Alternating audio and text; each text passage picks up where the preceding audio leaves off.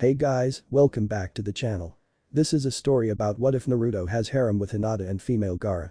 Before I start, please support for more amazing content and do consider subscribing to my channel and share this video with your friends. This is written by NigmaShady and link in the description and support writer. Let's start the video. Beginnings. The third Hokage had just entered the hospital and had looked distraught because he heard the news from his personal Anbu that the son he was supposed to protect was in the hospital for the umpteenth time and he was just 8. He instantly arrived at the reception office and the nurse at the desk was surprised. "Hokage-sama." The old Hokage asked the nurse, "Where is he?" The head nurse knew what he was talking about, he just got out of the operating room and he needs his rest. The Hokage then suddenly shouted, "Just tell me where he is." He instantly coughed and said, "I apologize for my rude behavior. But please, I want to see him." The nurse gave out and said, "He's in room 233." He then said, "Thank you." The Hokage then shunshined out to the room and where his surrogate, but not really surrogate grandson where was. When he arrived inside Naruto's room, the doctor and the nurse that was in the room were surprised and then bowed to him by together saying, "Hokage-sama." The old Hokage was sad to see Naruto like this. The poor blonde was still asleep but was really malnourished, pale, weak and really sleepy. The Hokage asked the doctor what had happened because all that his personal Anbu were that Naruto was really hurt and that he was already in the hospital. The doctor then responded, "When he came here with a dog-masked Anbu. He was in grave condition almost to the point of dying, his injuries were just too much for an 8-year-old child to have and not die from. Some of our nurses and doctors did not want to treat the boy and they were the best we had so we had to make do.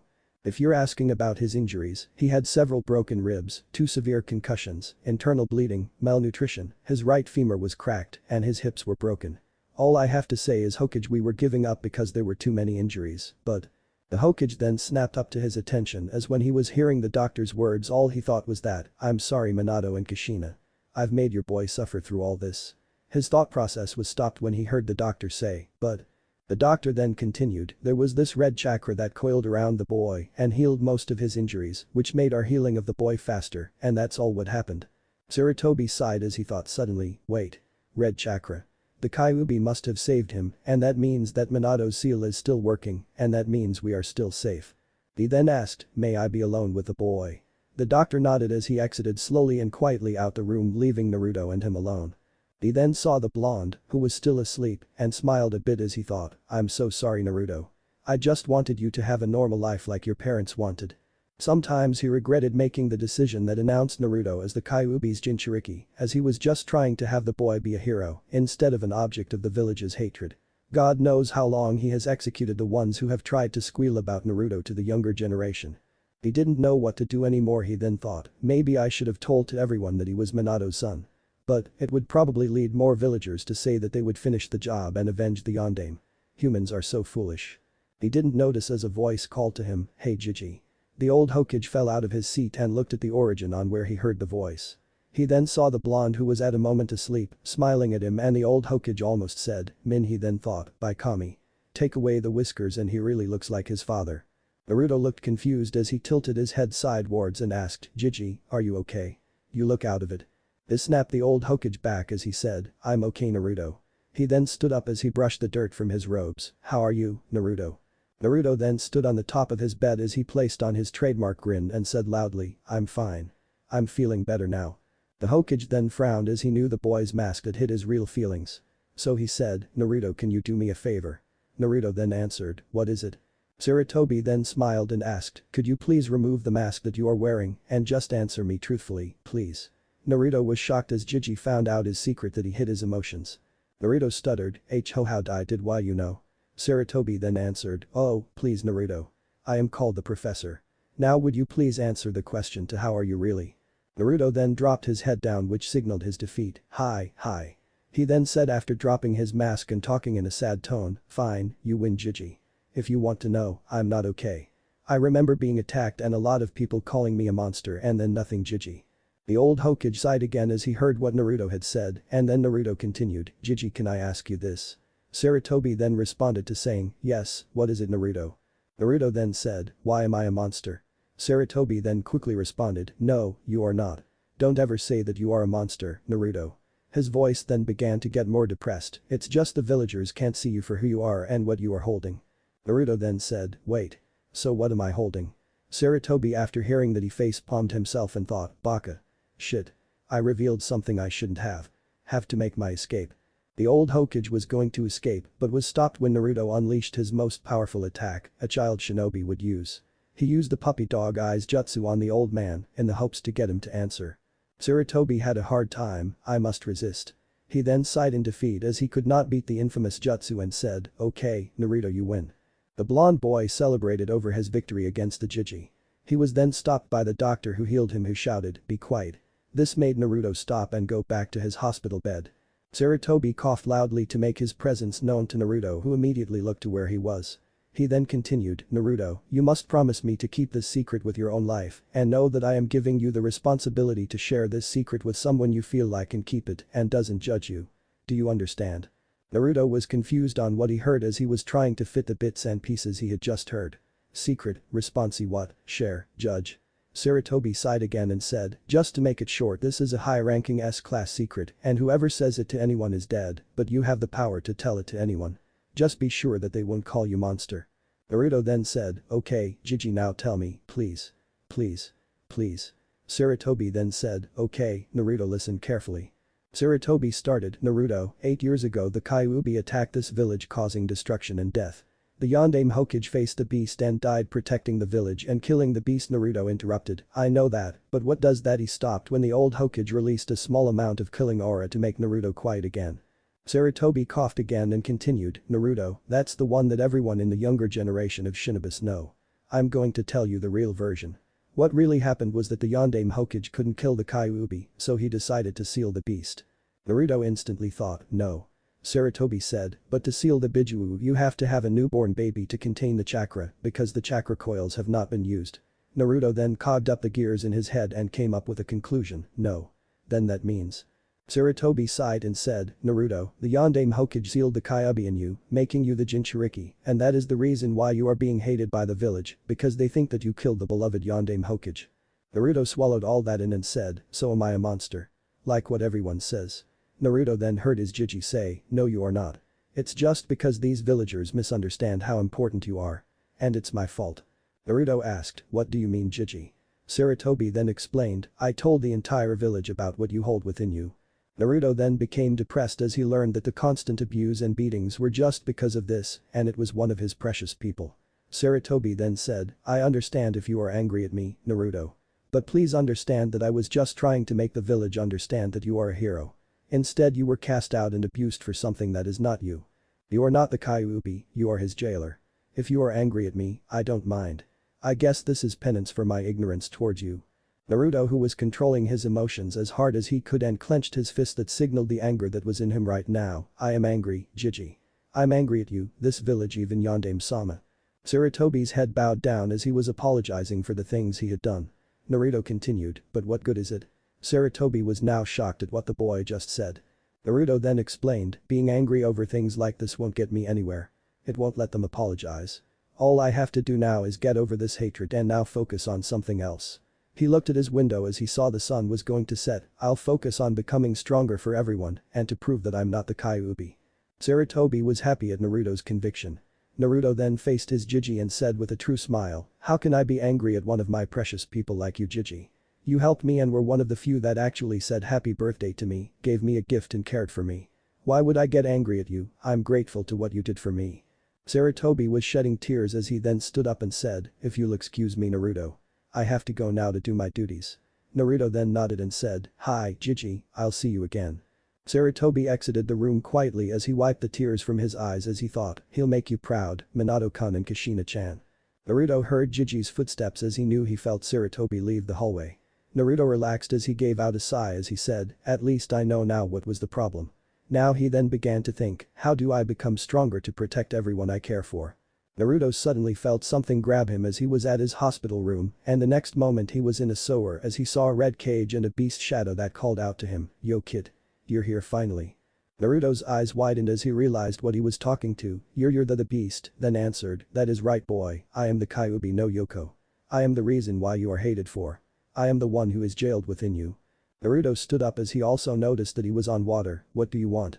Kyuubi then answered, easy, I'm just here to talk to my warden for the first time in 8 years. Naruto then looked around and asked, "Where am I?" The Kyuubi interrupted him by saying, "The answer to that, puny human, is that we are in your mindset, as this could be the only way for you and me to communicate unless I get to talk to you outside this mindscape." Naruto then said, "Okay." How Kyuubi again interrupted him, "Do I know what you're going to say next?" He smiled as Naruto gained an angry tick as a result and shouted, "Urusei.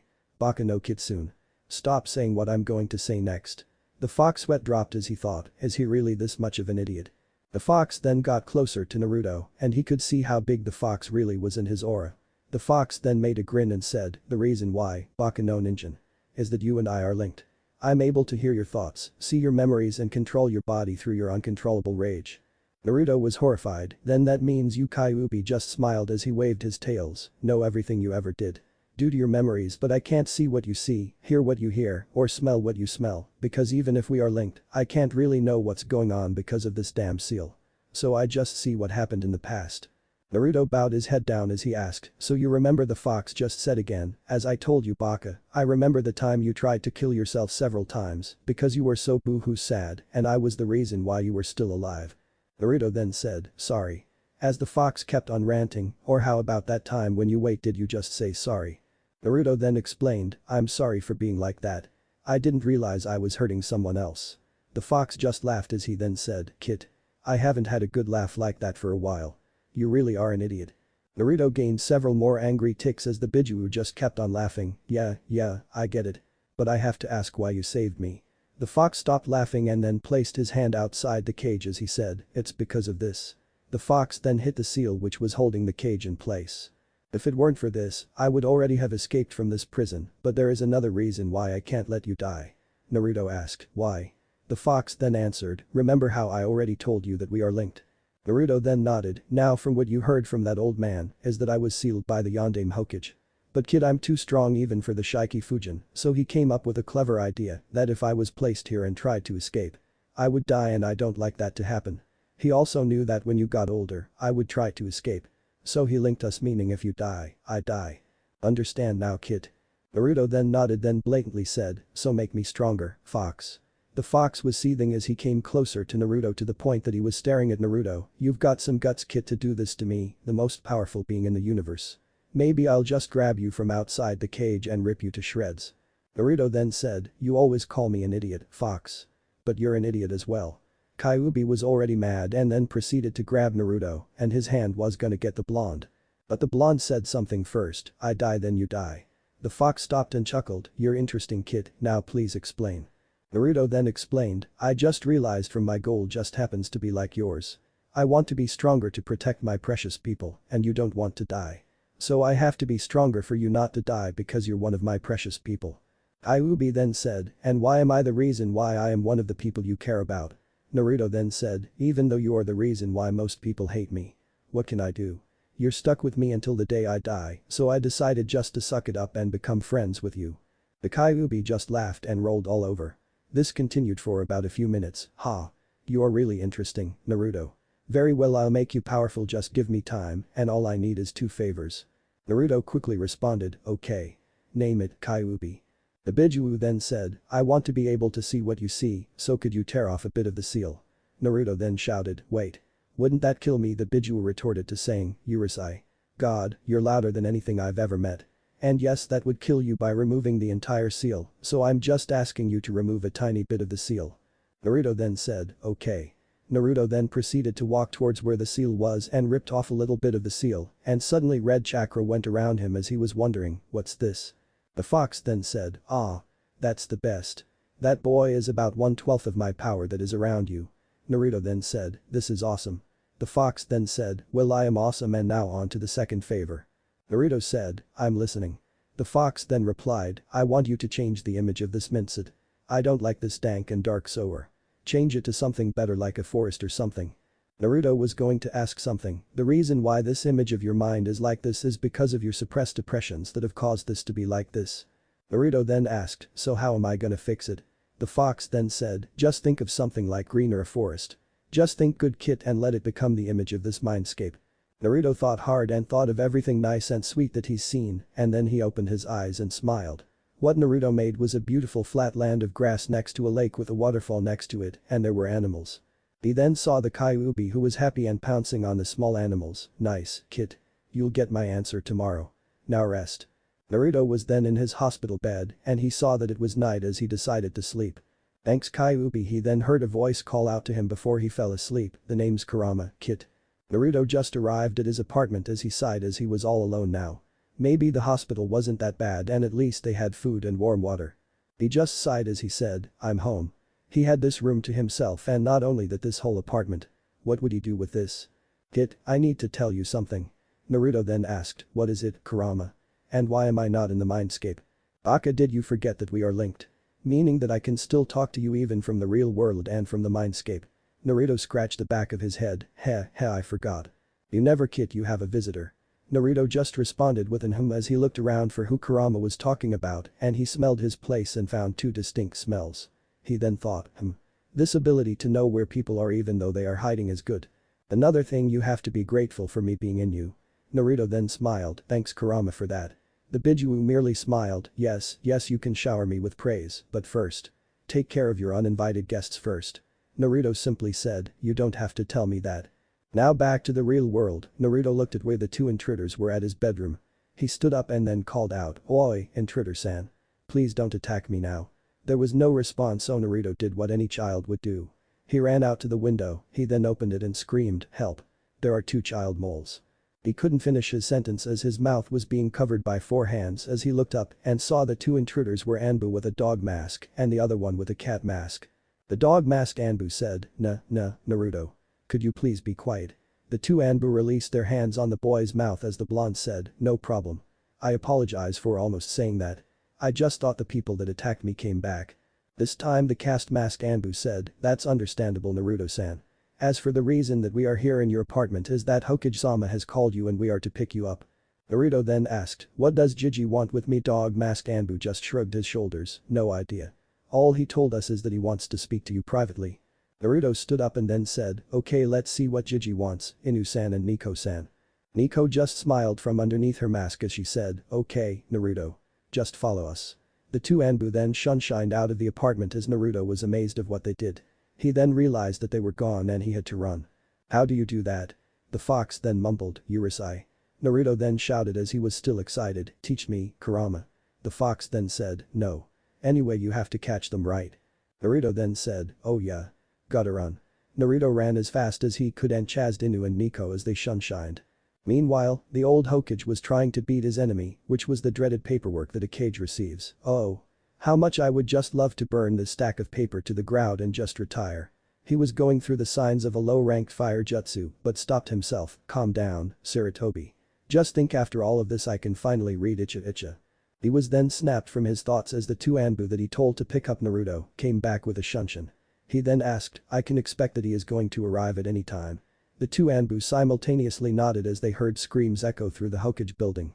The screaming became louder as the footsteps became louder as the person making it was close to the door. Suddenly a blonde opened the door and shouted, I'm here, Jiji. The three people in the room were fixing their ears because of the intense sound that our favorite blonde made. Sarutobi, who was the first to recover, Naruto-kun, would you please lower your voice? People will probably get hurt if they did. Naruto said, sorry Jiji. It's just I got excited when I saw these two guys go to different places without running and I want to learn it. His eyes were gleaming with excitement which caused the two Anbu to sweat nervously as they thought that teaching this boy would be a major pain in the ass. However, Sarutobi was different because he thought he just saw two people in Naruto. Kami. I just realized that without the whiskers he would look exactly like Minato when he was young. And that personality, he is just like his father in wanting to learn everything with his mother's enthusiasm. Naruto then was waving his hand in front of Sarutobi as he was seeing if the old man goes senile right in front of him, Yoo-hoo. Hoi, Jiji. You awake? Sarutobi snapped himself from his own thoughts and gave Naruto a look that almost made Naruto piss his pants. Naruto, do you want to fight? I was the most vicious shinobi in the first and second shinobi war. Naruto immediately shook his head and got at the desk as he went back to where he was. Sorry Jiji. I just thought you were out of it.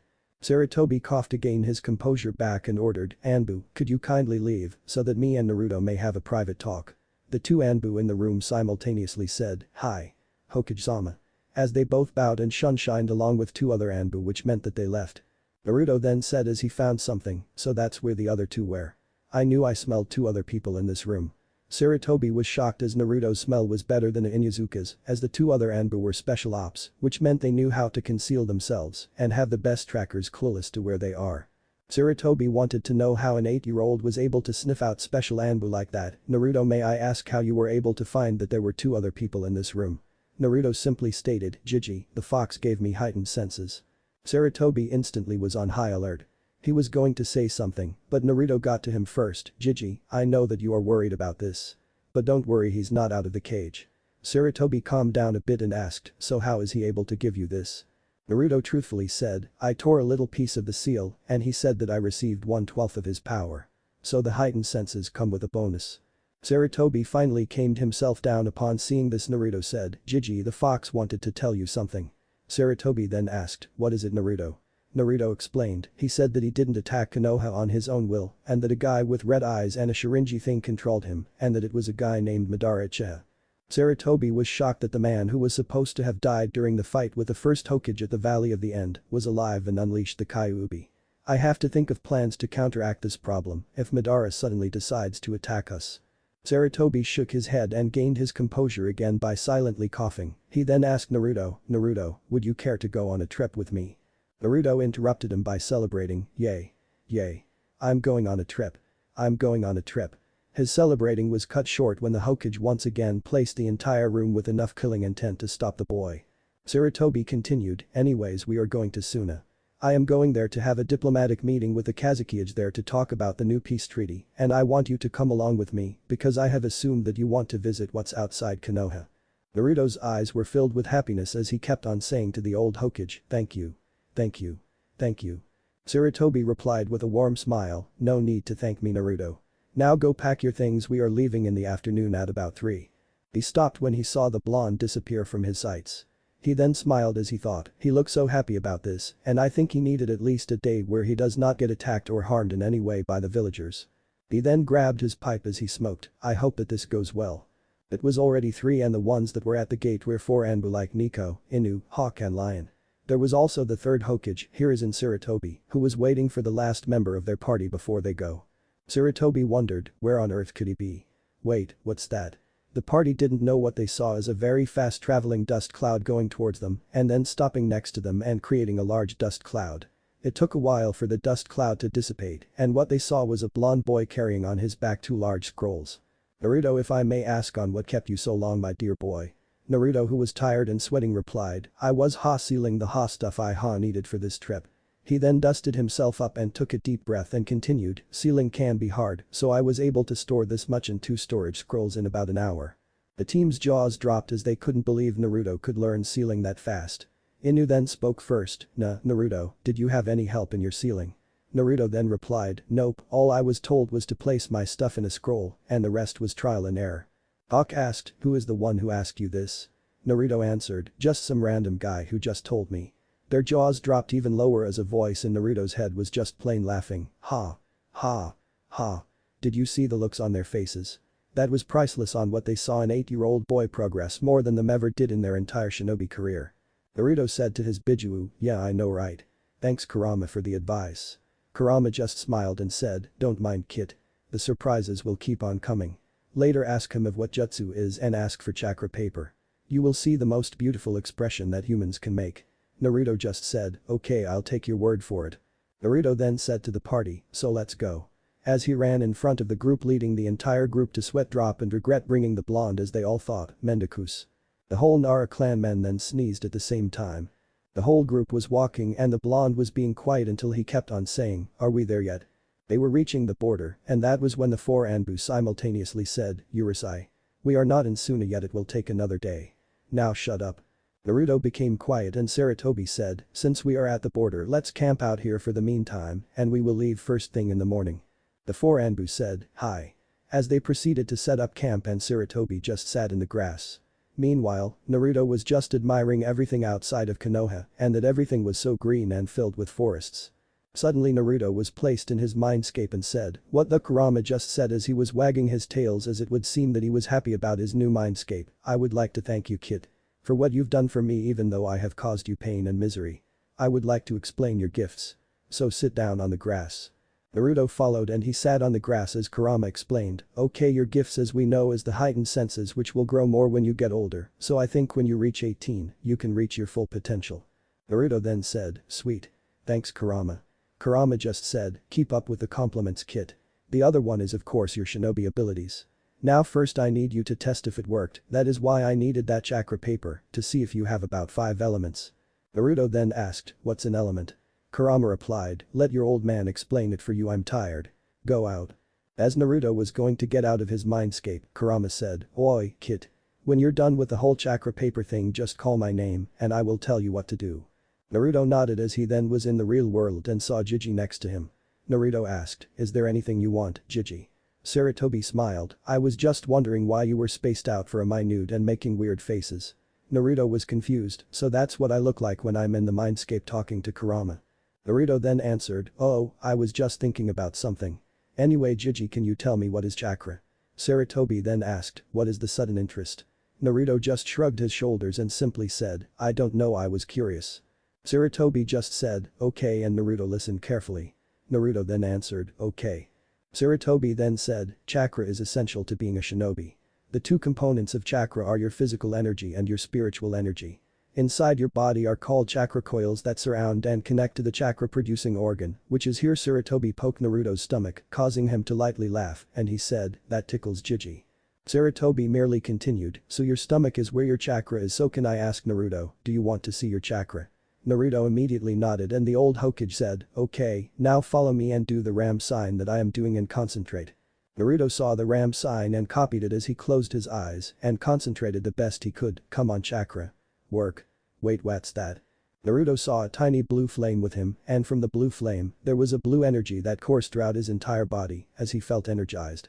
Sarutobi looked at this and thought, he already can use chakra. Minato, you would be impressed at your son. I think he beats you here. Naruto then got out of his concentration and celebrated as he shouted, I got chakra. I can feel it. I know what it looks like. Sarutobi again thought, I wonder why no one can see the resemblances with Minato and Kushina. Are people this stupid? Naruto then said, nah, Jiji, what's next? Sarutobi sighed a little and continued, the next thing you need to learn about chakra is that it takes time to regain it, so don't spend it all. Because if you do spend it all, you might develop chakra exhaustion and that could lead to death if not treated early. So be careful, okay? Naruto then said, okay. Sarutobi continued, lastly, therein what I said not to develop chakra exhaustion, you have to have large levels of chakra level or have good chakra control. Naruto asked, what is chakra control? Sarutobi explained, chakra control is the ability that only skilled ninja or through training and hard work is to correctly mold chakra and be able to manipulate it to its fullest extent. To improve one's molding and manipulation of chakra are through the leaf concentration, tree walking and the water walking exercises. Naruto then said, so can I do these techniques, Jiji? Sarutobi smiled, of course, Naruto. After this trip I will give you a book on chakra and chakra control for you to use. Naruto then said, yada. Thank you, Jiji. Sarutobi merely said, you're welcome Naruto. Naruto then remembered about the test that Kurama wanted him to do about his elements thing, Jiji, can I have chakra paper?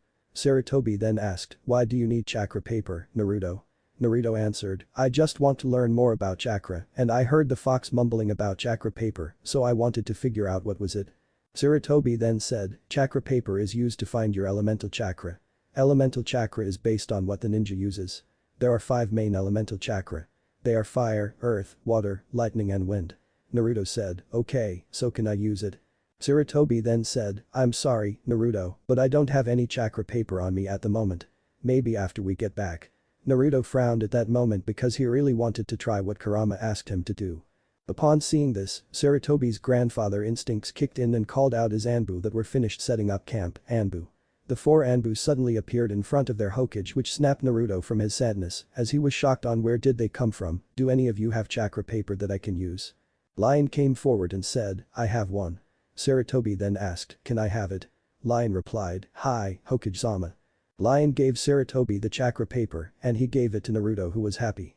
Sarutobi then said, okay Naruto, now I would want you to hold the paper with both hands and place your chakra on the paper and it will react and we will find out what your chakra nature is. Don't know how they do it. Hope I did it right. Naruto immediately nodded and did what Sarutobi said as he closed his eyes and focused again, come on chakra. Work again please. Naruto saw again the blue flame as the energy coursed through his body into the paper and the paper reacted. The paper was cut into 4 pieces, one of the 4 became soggy, another eroded into the dirt, another burnt up, and the last became a black material. Sarutobi and the Anbu were shocked on what happened and thought, holy shit. What is this? Naruto has 5 elements in the last one. I don't think I have seen that. Naruto opened his eyes and he was unaware on what happened, so he asked, so what happened? The 5 adults coughed simultaneously to gain their composures and Sarutobi spoke up, well, Naruto. You have made an interesting development. First the paper cut up to 4 pieces and this means you have wind as one of your main elements. Naruto shouted, yada. I'm so awesome. Sarutobi continued, then one of the 4 pieces became soggy, which means that you have water, another became dirt which means you have earth, the third burned up, which symbolizes that you have fire. And the last. Sarutobi gave to Naruto the last piece as Naruto was as well perplexed as Sarutobi continued, well that is the last piece. I have never seen anything like it, so I am sure you have found a new element. You have earned the name the most surprising ninja. Naruto scratched the back of his head and was blushing in embarrassment over the praise he got from Jiji. He then remembered what he had to do. He said, Kurama, are you there? He then heard the Biju go up and say, oh, you're done. Okay, time for the first surprise. I want you to follow me what I do. The Biju then performed the snake hand sign and Naruto followed suit. Kurama then said, okay now you have to say Mokuton Hijitsu. Jukai Koten and revel in the effects of what it will do. Naruto then got back to the real world, hey Jiji, can I do something? I'm going to show you something that I just thought of. Sarutobi then said, okay, Naruto. You can show me. There is nothing can surprise me anymore. He already has more progress than his prodigy of a dad. Naruto stood up and said to the Anbu, oh no, can you give me room? The 4 Anbu complied and left Naruto with enough space to showcase what he had just learned from Kurama. He then did the snake hand sign as he shouted, Mokuton Hijitsu. Jukai Koten. The adults were again shocked as an 8-year-old was already doing a jutsu and an impossible one because the only one who could use the famous Mokuton was the first Hokage and he was dead. Surely an 8-year-old boy can't do a jutsu that was impossible. That all changed when the ground started to shake and about 8 trees sprung out from the ground and created a mini forest as Naruto looked at his handiwork, nah, Kyuubi, did I do good? Kurama responded, you did great kid. Look at their faces. Naruto snapped himself up and looked at the adults and saw that their jaws were on the floor and that they hadn't moved for minutes as they were out of it. So he just waited for them to move and comprehend what had just happened. After a few minutes the adults shake their heads and the first one to speak was Hawk, did you see what I saw? Lion replied, yeah. But I think it was my imagination. Nico then said, of course, there is no way an 8-year-old boy can do a jutsu that the first Hokage did. Inu looked up and his jaw once more dropped as the 3 Anbu wanted to know why he was like that and they also looked up at their Hokage who was in the same state like Inu. They decided to look up and their jaws once dropped again. All the adults saw Naruto near his mini forest as he said, hey guys. How do you like my forest? The adults were about to speak but Naruto spoke first, if you're wondering how I did this. I don't know. I just did what my gut told me and I did it, so how is it? The adults put back their jaws as the Biju inside Naruto just kept laughing, hahaha. Their faces when they saw your jutsu were priceless.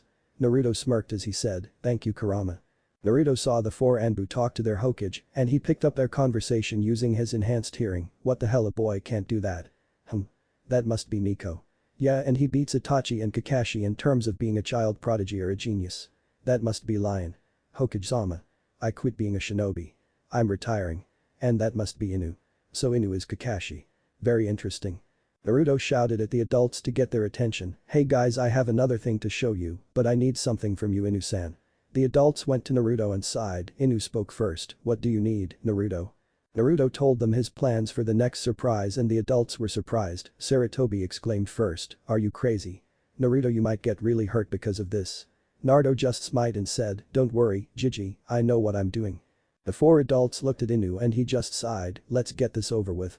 They then went to a spot where Kakashi would throw a kunai at Naruto and he wouldn't do anything to dodge or catch it. Inu then said, okay, Naruto, where do you want me to throw this? Naruto pointed to where his heart is and he said, here.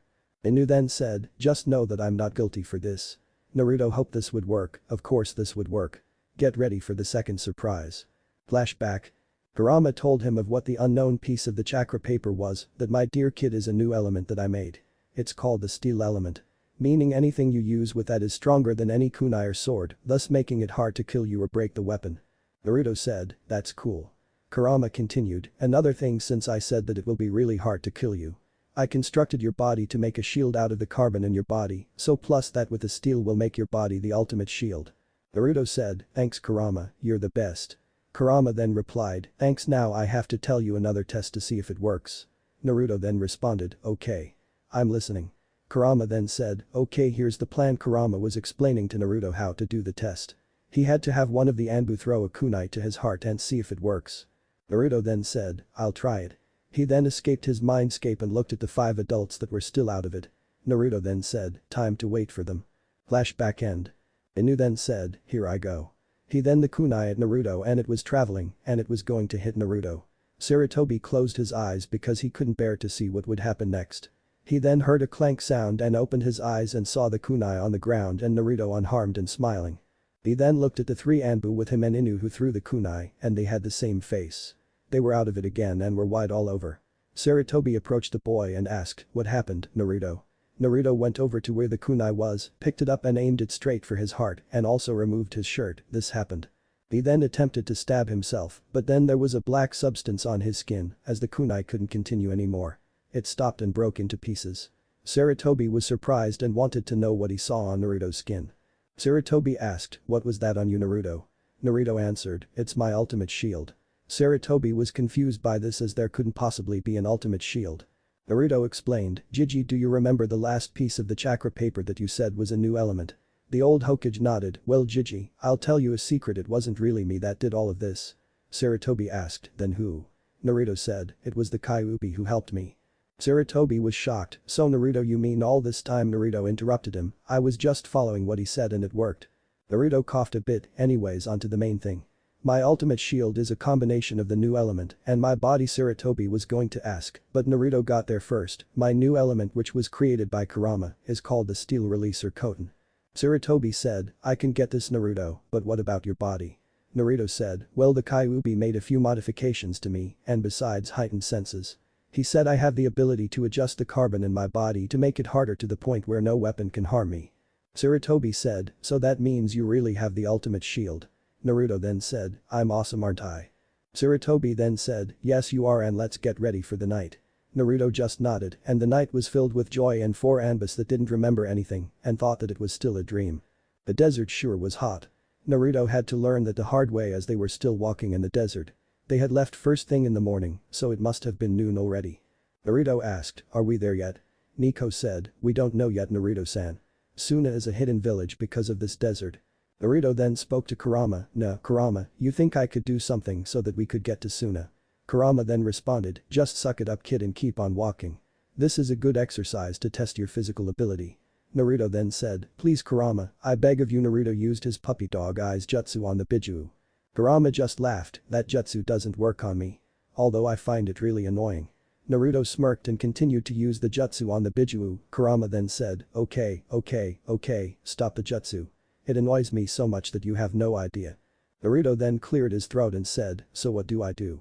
Kurama then said, I want you to do the jutsu that I taught you yesterday. Naruto then said, this'll be fun. Naruto stopped walking and the adult stopped walking and Hawk said, Naruto, what are you doing? They all saw Naruto smirk and did one hand sign as he said, Mokuten Hijitsu. Jutai Koden. Massive trees came from the ground and Naruto said, yes. I've been dying for some shade. Sarutobi just sighed as the Anbu said, okay I quit being a shinobi. Suddenly 6 figures appeared around the Konoha group.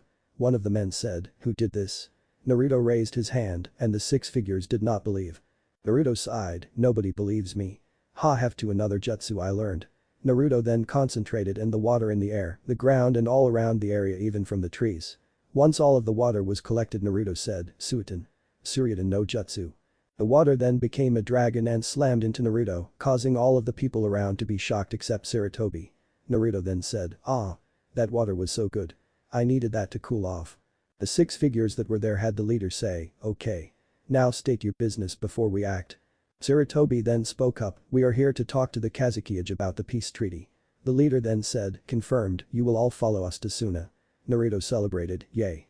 It's going to be over. We're getting out of the desert. The Suna shinobi all thought, that kid did a really great genjutsu on us.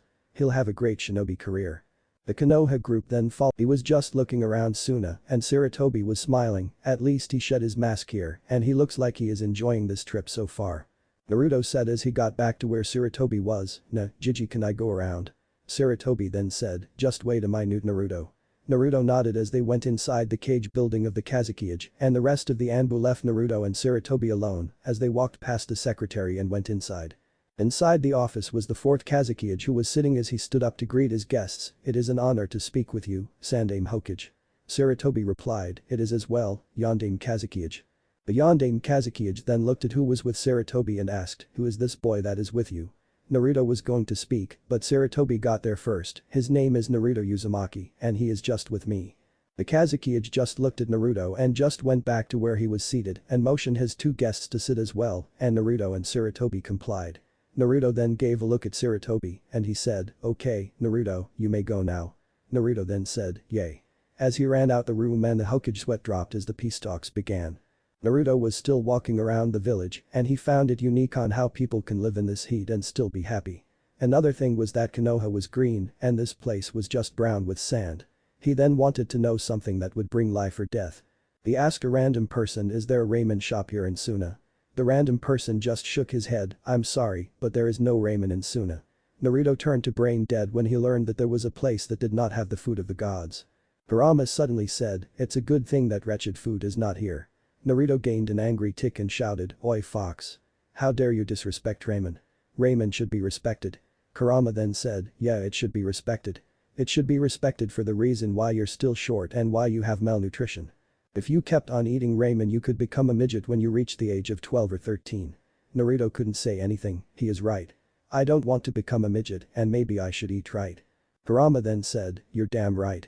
Now I want you to follow everything I say from now on about your diet." Naruto sighed as he knew he was going to be in a lot of pain. He then said, "Okay, Kurama." Naruto then fell down and his head kind of hurt. "Wait. Why am I down? Is that a ball?"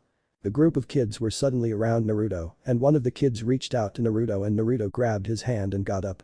The boy then said, "We're so sorry. We didn't see you when we were playing." Naruto said, "It's okay. Hey, can I play?" The group of kids whispered to each other and the boy who was Naruto talked to, "We all talked and it's okay. You can play with us." Naruto again celebrated and he discovered that he was near the playground. He thought that he never got this when he was back in Konoha. Naruto with the children just kept on playing until the children left and it was about 5 because the sun was almost gone and night was going to fall. So Naruto decided to go back to where was Gigi and stopped near a dark alley when he found red and very beautiful hair on the ground. He decided to follow where the red hair left and it stopped at the end of the alley and he saw a kid around his age crying. He then went near the kid and asked, "Are you okay?" The kid then lifted her head, revealing her pale skin and green eyes with tears in her eyes and her bra strap that was seen on her shoulder. Naruto blushed when he saw her and wondered, "Why does she have the same eyes like me?" The kid then said, "Go away please. I don't want to hurt anyone." Naruto was confused at this and said, "I'm not here to hurt you. I'm just worried about a girl who's out here by herself and crying when it's almost night." The girl then said, "I don't believe you. You're just here to hurt me or tell the other people to hurt me." Naruto then said, "I would rather die than do that," and he reached his hand out to the girl and said, "My name's Naruto. What's yours?" The girl then grabbed his hand and stood up and Naruto wiped the tears that were still dripping from her eyes. The girl then said, "Thank you, Naruto. My name's Gaara." Thus the red string of fate was tied to these two.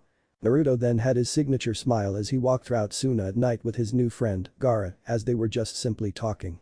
They then decided to just sit down at a park near the playground and sat at a bench together. Naruto then said, "So what happened and why were you there at that alley?" Gaara seemed tense as she didn't want to talk about it as her fists tightened. Naruto seeing this was going to say something different, "Well, Suna is great and..." Gaara then suddenly spoke, "The sand." Naruto said, "What?" She then continued, "The sand scared everyone." She was starting to cry again and Naruto said, "It's alright. I'm here to help you. If you don't want to continue then stop and just look at the stars." He then pointed to Suna's night sky as there were many stars in the sky. She also looked at it and was amazed. He then saw her look as she looked like a kid in a candy store, first time seeing the stars. She then looked back at him as she nodded and then looked at the stars again. He then said, "They're pretty aren't they?" She nodded again as her attention was to looking at the stars. Naruto then said, "I always look at them every night." Gaara then looked at him as Naruto continued, "Back in Konoha where I'm from. Every night when I have a bad day when the villagers chase me, I always go back to where my apartment is and spend my night watching the stars from my roof." Gaara was shocked at what she had just heard, he also is the same like me. But he looks so nice, maybe he did something bad there. Gaara then said, "When I was at the playground and I found some kids playing. I said I wanted to play with them and they said yes. I was so happy to play with them," and then she was going to cry again, but Naruto touched her hand and gave a smile. Gaara then continued, "I missed a ball, so I tried to catch it and then the sand just followed where I touched and I got the ball. When I looked back I saw everyone afraid and then they started calling me monster and I hid in the alley so I wouldn't disturb anyone." Naruto then thought, no wonder she has the same eyes like me. "Kurama, can I ask you something?" Kurama then answered, "What is it, kid?" Naruto asked, "Is Gaara the same like me? You know a Jinchu Wada?" Kurama then said, "Of course she is brat, I can practically smell Shukaku in her." Naruto then said, "Shukaku, who's that?" Kurama then said, "He's the youngest out of the Bijuus. He is also the one tail and the craziest out of all of us. That girl has it rough." Naruto then got out of his thoughts and spoke to Gaara, "So where do you live?" Gaara then said, "Huh?" Naruto explained, "I mean where do you live so that I can walk you there?" Gaara said as she pointed at the large mansion, "That's where I live." Naruto's jaw was open in disbelief. This mansion was the same size as the Hokage mansion and Naruto stuttered, Georgia Gaara, I is thought at your house." Gaara nodded and then left the bench and told Naruto, "Come on, aren't you supposed to walk with me to my house?" Naruto then snapped out of his nervousness and immediately went to Gaara's side and started walking to Gaara's house.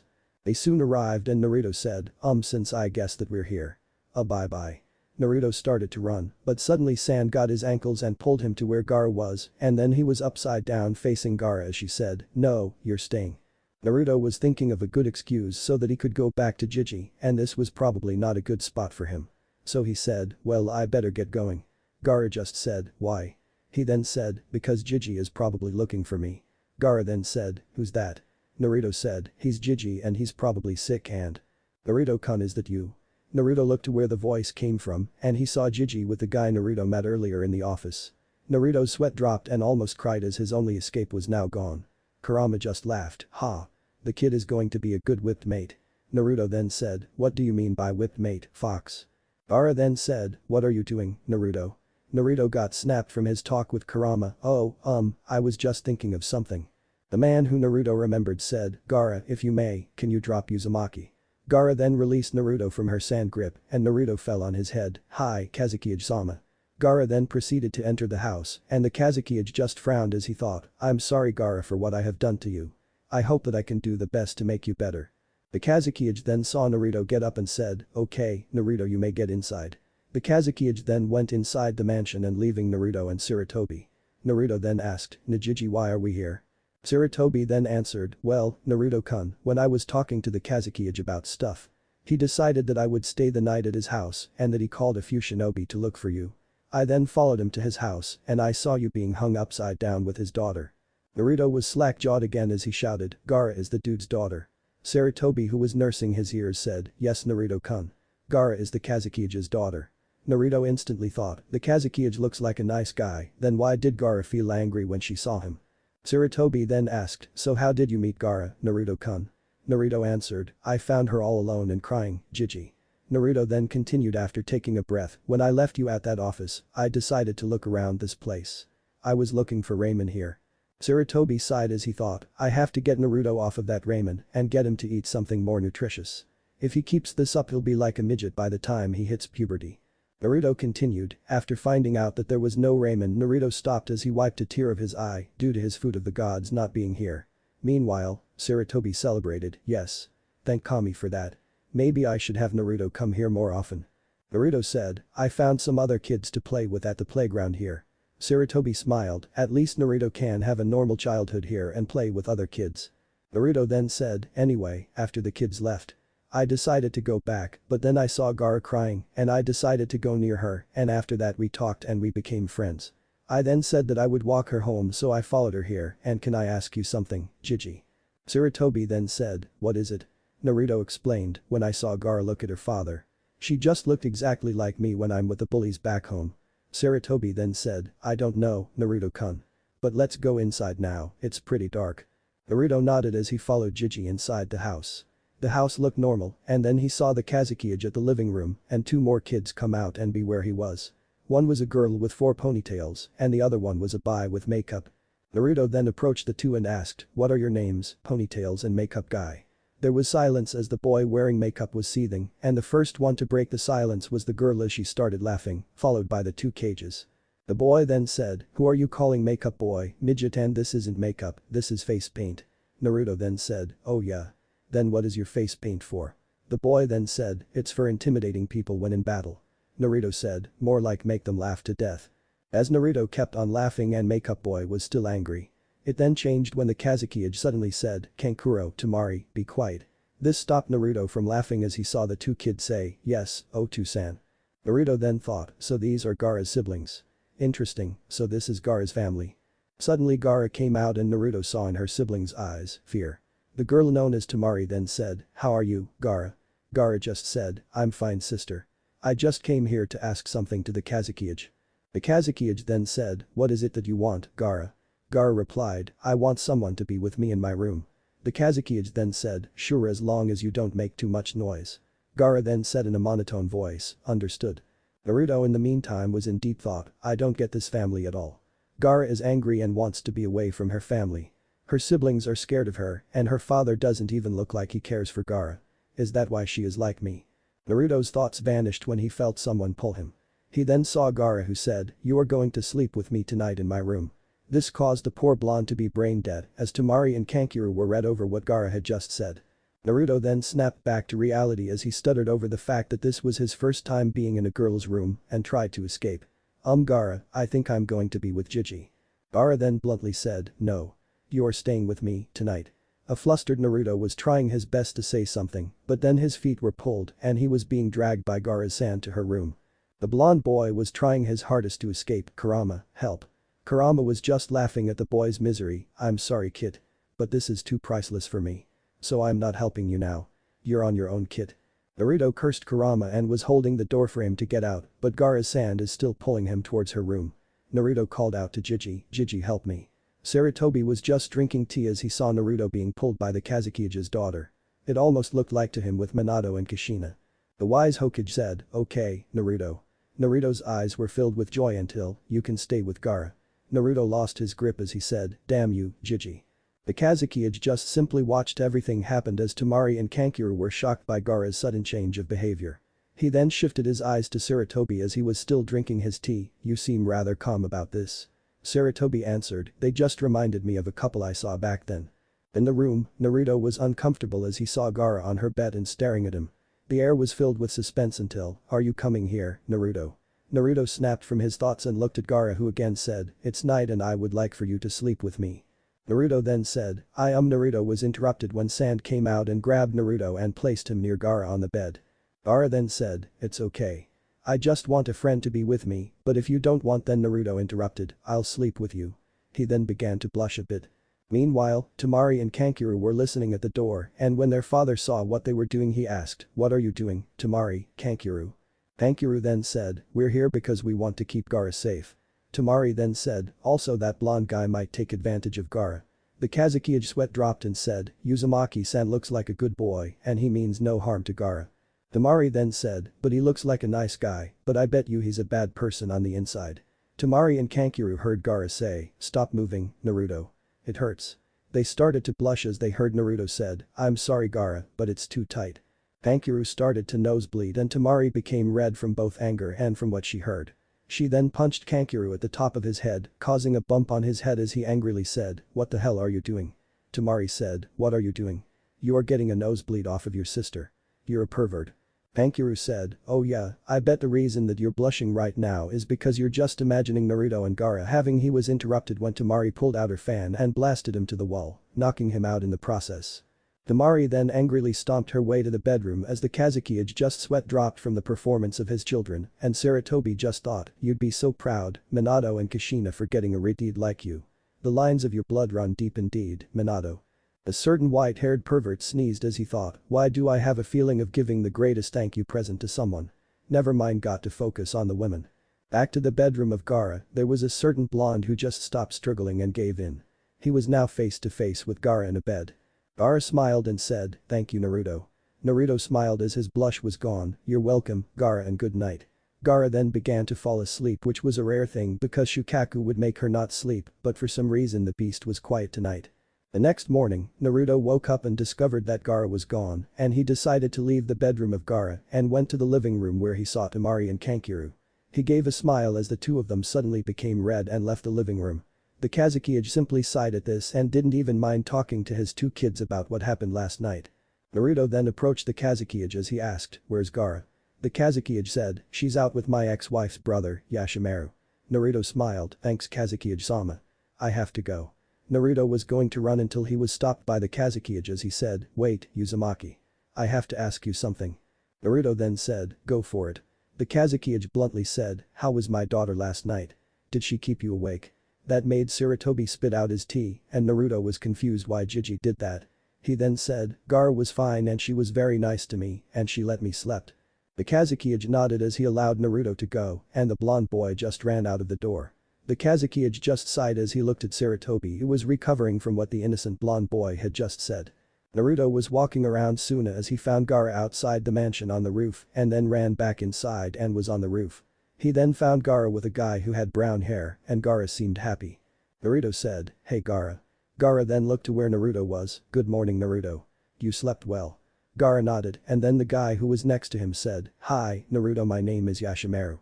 Naruto said, "Hello Yashimaru. May I ask why Gaara is with you?" Yashimaru said, "I am here to simply be with my nephew who I promised my sister to take care of." Naruto then said, "I know I may this is rude, but I want to know what happened to your sister and the Kazekage's ex-wife, who is also your sister." Gaara then said, "She died giving birth to me, the monster." Yashimaru said, "Gaara, stop it. You are not the Ichibi." Yashimaru gained his composure and spoke to Naruto, "I'm sorry Naruto, but as you can see, this is a very touching subject for Gaara." Naruto nodded as he said, "I understand." He then went to Gaara and said, "But let's play Gaara." He then smiled as Gaara, then had a smile as well and nodded, and the two children played. Yashimaru was smiling from this scene until he was summoned and he told to Gaara, "Gaara, I have to go and have fun with Naruto." Gaara nodded as Yashimaru shunshine to the Kazekage's office. In the next moment he was in the Kazekage's office with the Suna leader and the Hokage in the office. He immediately bowed to the two cages and said, "Kazekage-sama, you have summoned me." The Kazekage then stood up and said, "Yes Yashimaru. I have a mission for you to do tonight. This will be an S-class mission." Yashimaru said, "Hi, what is it?" The Kazekage then said, "I want you to assassinate my daughter, Gaara." Yashimaru was shocked as Sarutobi stopped moving.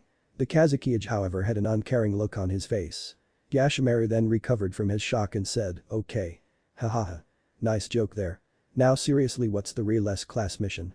The Kazekage bluntly said, "What joke? I'm serious about you killing Gaara." Sarutobi, who also recovered, was going to say something, but Yashimaru spoke first, "Why?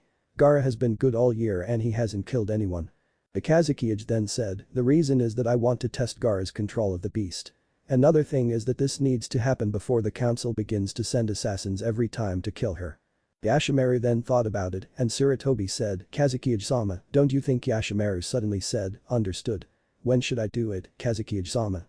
Sarutobi said, "Yashimaru-san, don't you think?" The Kazekage said, "Tonight, it's your plan." Yashimaru then shunshined out of the office as the Kazekage sat down and Sarutobi said as he sighed, "Is this your only plan?" The Kazekage had a frown on his face as he said, "I wish there was another." It was already nightfall and Gaara was at the roof and relaxing.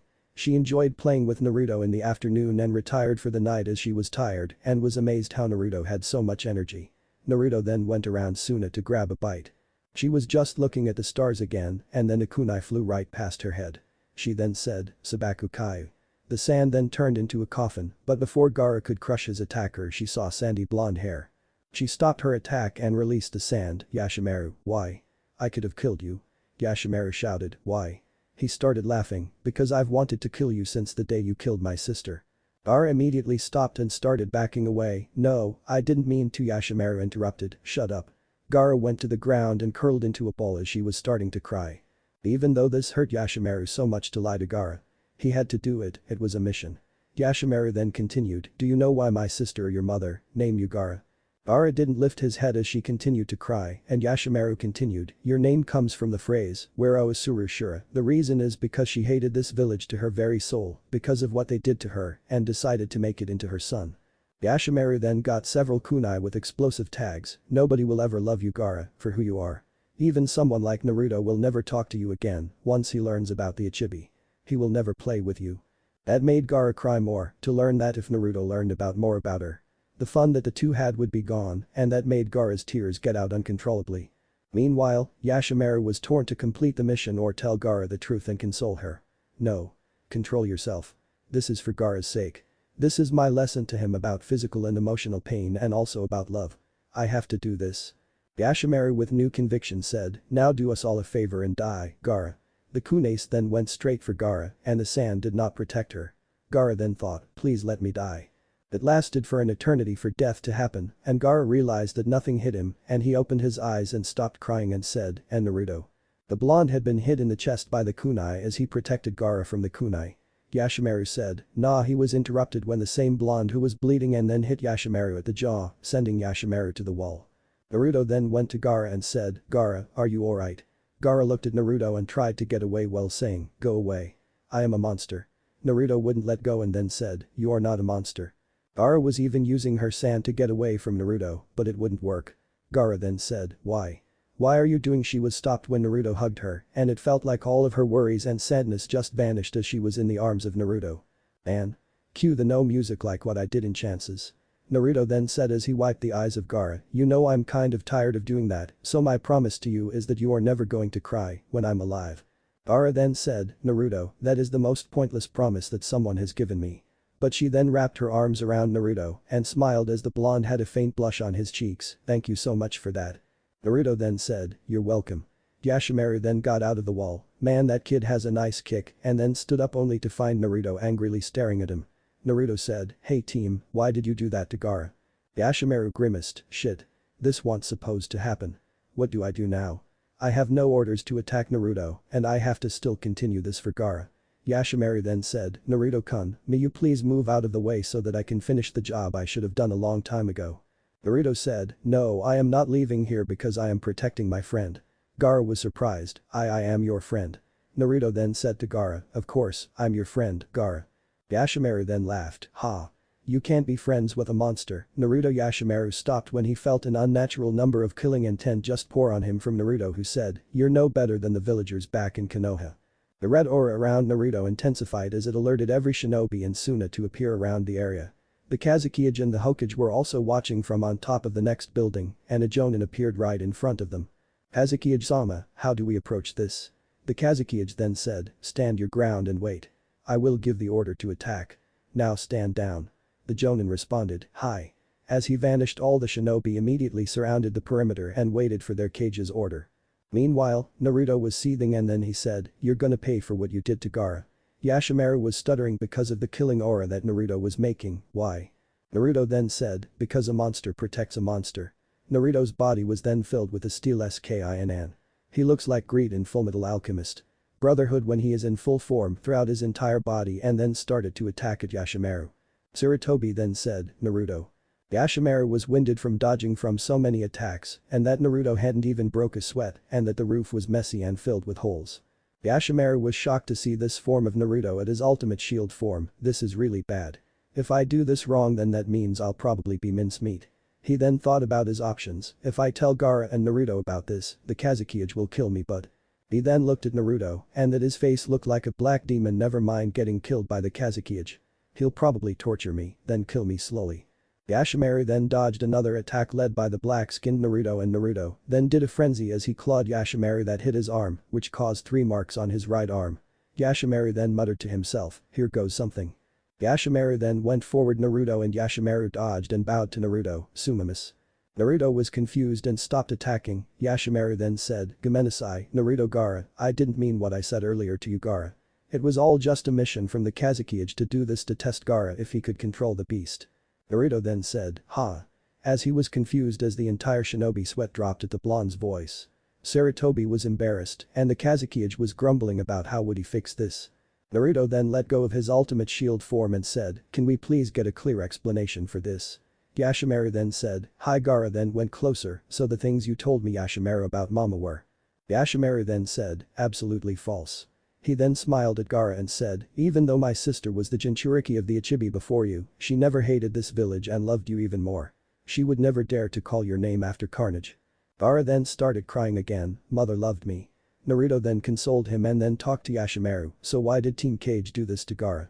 Yashimaru then knew that Team Cage must have meant the Kazekage and said, well, this was meant to be a test to prove Gaara's control and to control the council's attacks on her.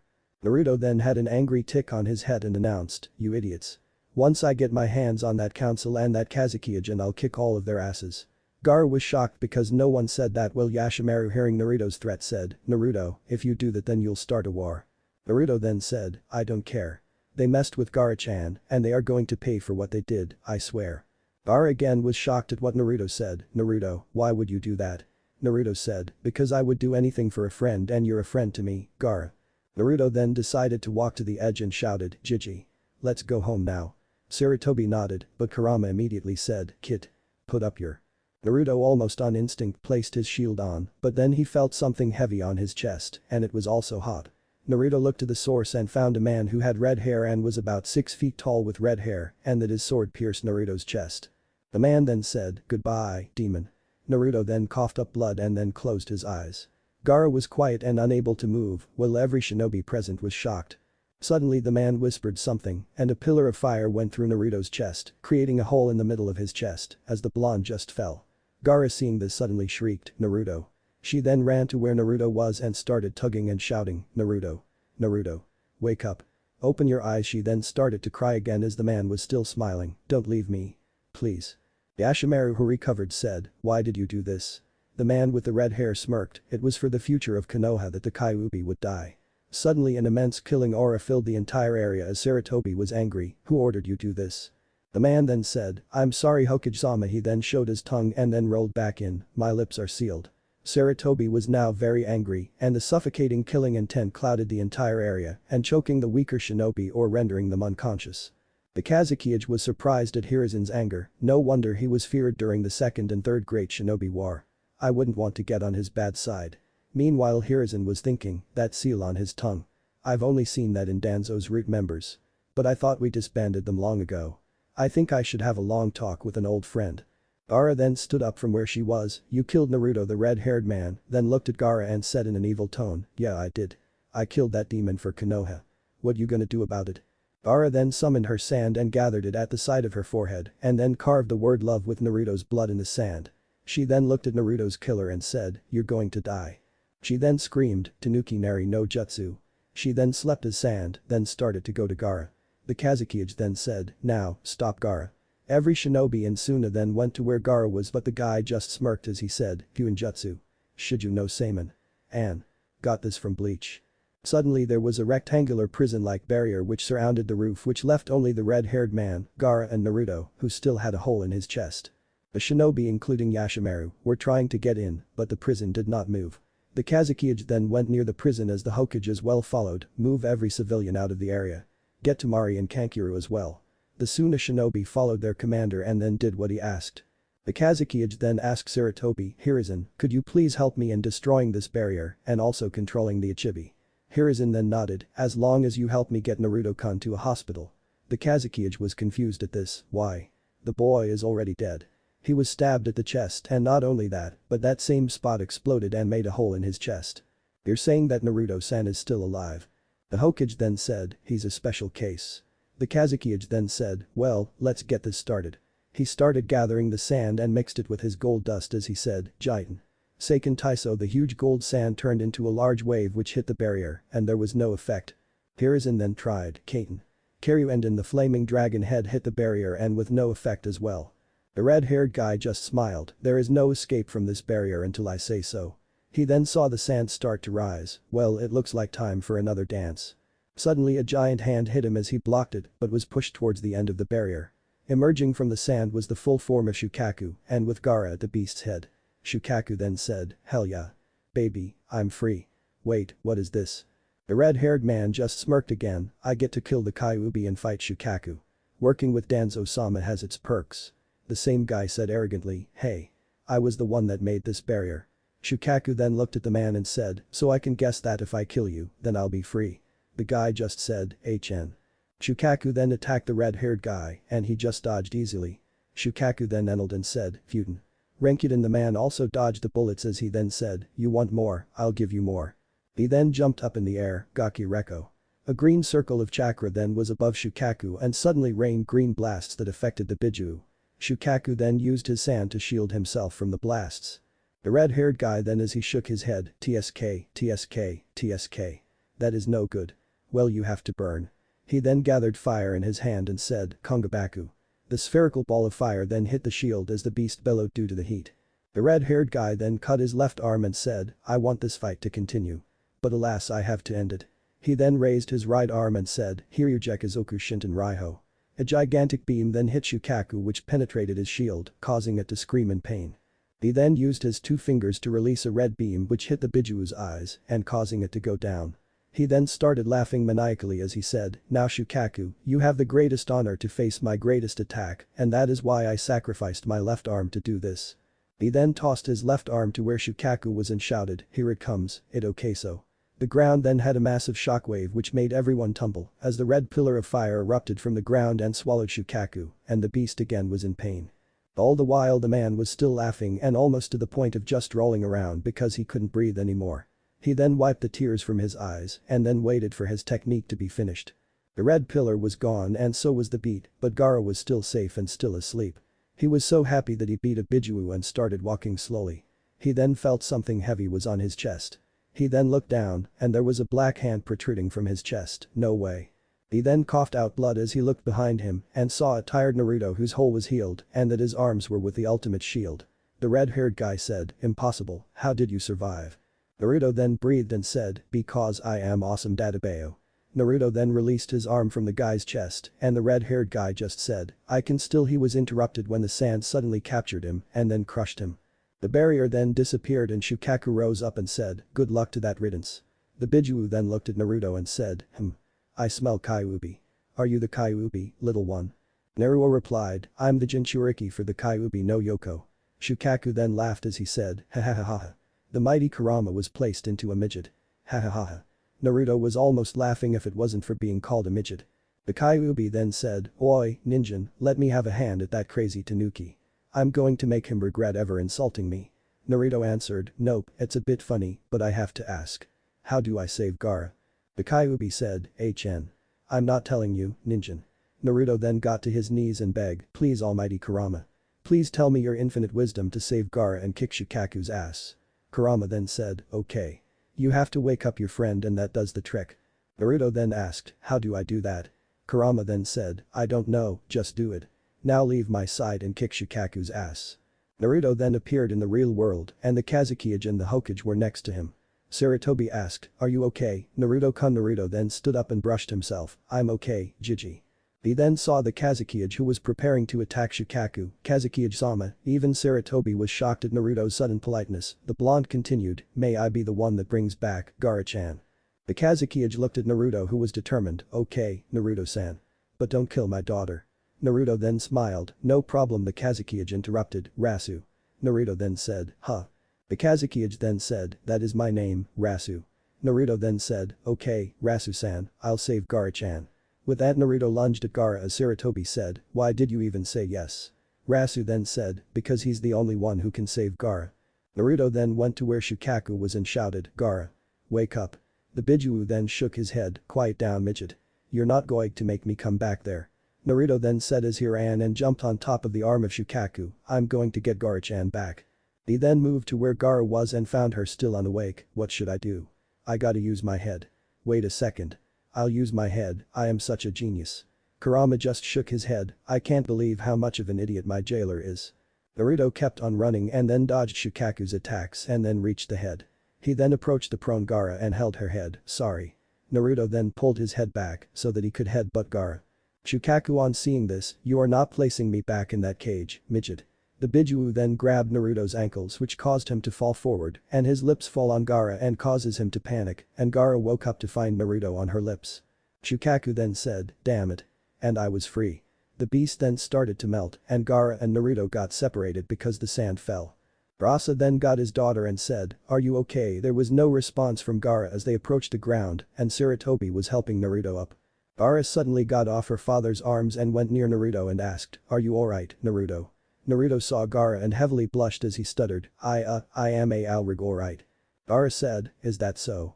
She then got closer to Naruto's face as the blonde boy was heavily red because he couldn't forget on what happened. Gaara then touched his bare chest which had a hole on his shirt, making the blonde blush more. I saw you die, how did you live? Naruto then scratched the back of his head and said, well. Flashback.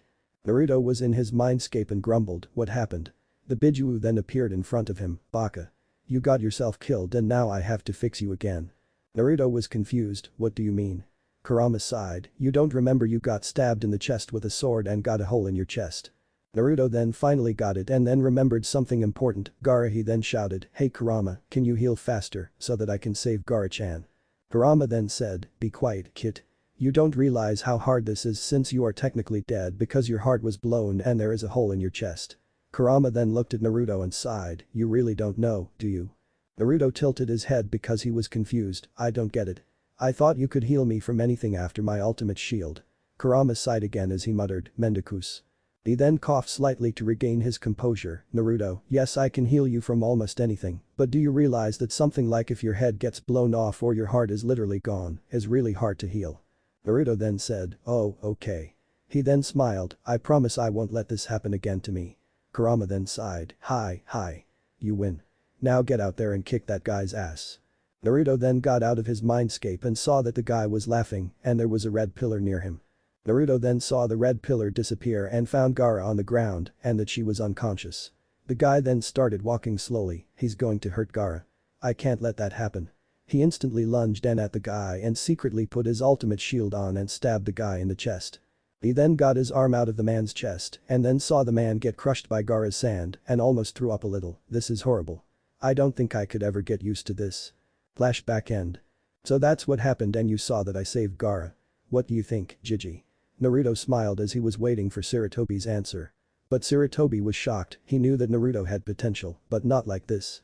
Sarutobi then said, you did a good job. Naruto started celebrating on how he did a good job. Sarutobi then interrupted, but are you okay with what you just did? This stopped Naruto from celebrating as he remembered what had happened.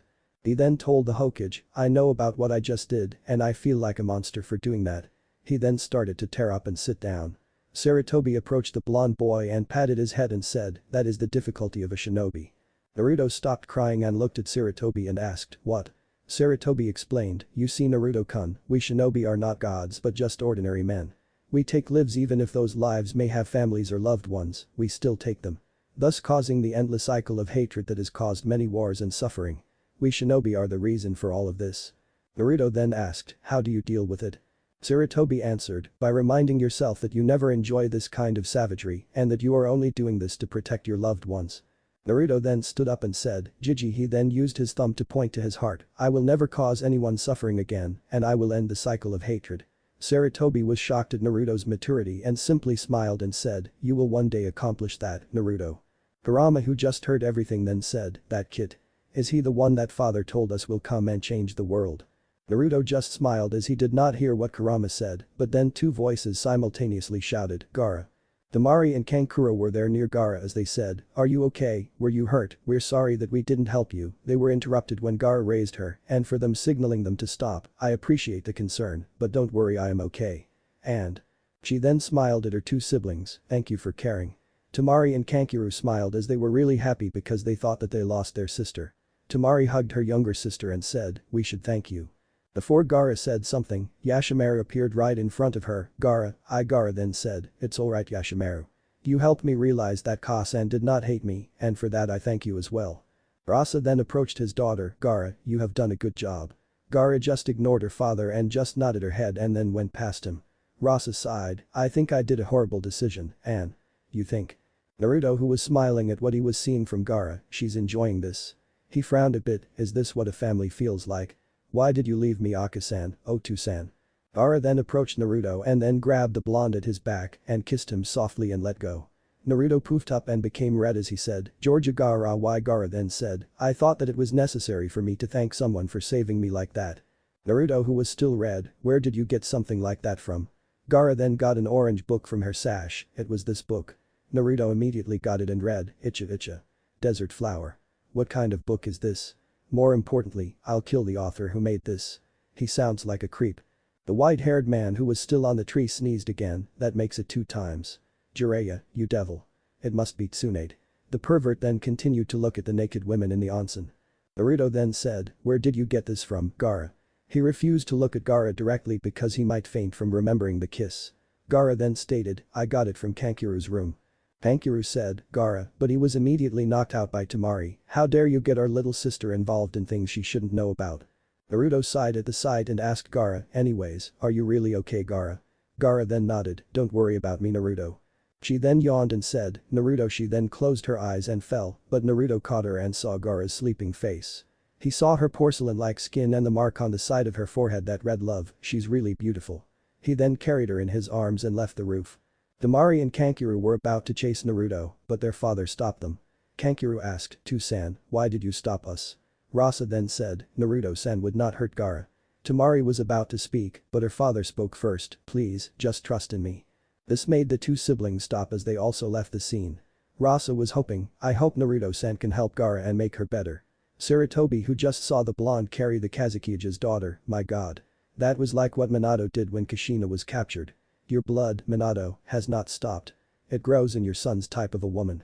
Naruto reached Gaara's bedroom and lay her down on the bed, and she was still asleep. The moonlight that was shining on Gaara entranced Naruto. "What's this? My heartbeat is going fast." He then was about to leave when a soft hand grabbed his arm.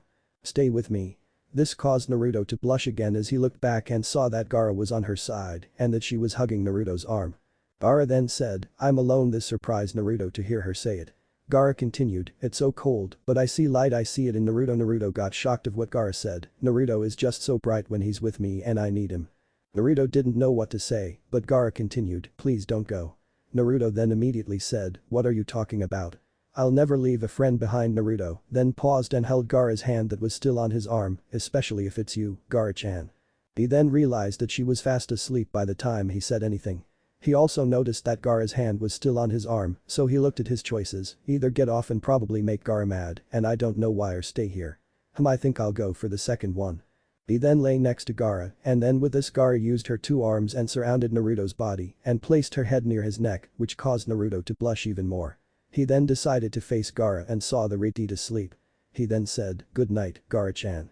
He then closed his eyes and let the fatigue take him, and he fell asleep instantly. He didn't realize that Gaara was awake this entire time.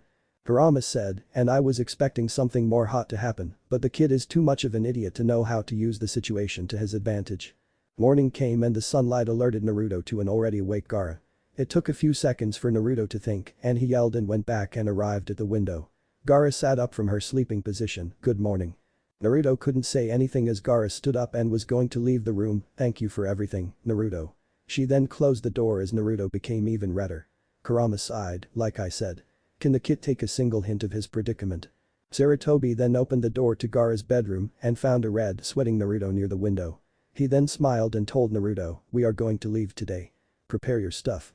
A rapid nod from Naruto made Sarutobi leave while Naruto was in his thoughts, "Why?" A few minutes later Naruto arrived at the gate with the Konoha group and the Kazukiage with his three siblings. Sarutobi then said, "Naruto-kun, come." Naruto walked over to where Sarutobi was and he was face to face with Gaara. Naruto then waved hi to Gaara and then San pushed Naruto as she hugged him and then started to cry, "Please don't leave. Just stay for a few more days. I don't want to lose someone as important to me." Naruto was too shocked and the rest were surprised and couldn't react. Meanwhile, Kakashi was scribbling in his notebook, which was then quickly disposed of by Sarutobi, who whispered to him, "I will burn every copy of Icha Icha found in this planet and strip you of your rank and make you a genin again. Is that clear?" Sarutobi showered him with killing intent, which made Kakashi whimper and say, "Hi, Hokage-sama." Naruto then pulled Gaara closer. "I have to go." This made Gaara hold Naruto closer, "But don't worry, I will send you letters every time. I promised you, right?" Gaara looked up at a smiling Naruto as he wiped her tears, "I'll never leave you alone ever again. And since I broke my last promise," Naruto then shouted, "I'll definitely keep this one, believe it." Gaara then said, "Thank you, Naruto, and I was awake the entire time you said those stuff about me." Naruto blushed again as he said, "How?" Gaara merely smiled. The atmosphere was ruined when there was a loud cough. Naruto looked at Rasa as he said, "Well, let's not delay this any further. I hope for a safe journey, Hokage-sama." Sarutobi replied, "I hope as well for a fruitful future, Kazukiage-sama." The Konoha group was going to leave as Naruto and Gaara waved to each other their last goodbyes. But there was a sudden and strong sandstorm that blew over the desert and caused the Konoha group to stop. Before anyone can say anything, Rasa spoke up, this looks like our strongest sandstorm in decades. I think we should wait till it clears up. As soon as shinobi suddenly appeared right in front of the whole group and said, Kazuki-sama, it appears that not only this huge sandstorm, but there seems to be a large camp of foreign ninjas near the gates. What shall we do? Rasa then said, gather the elders for a meeting. I will be there.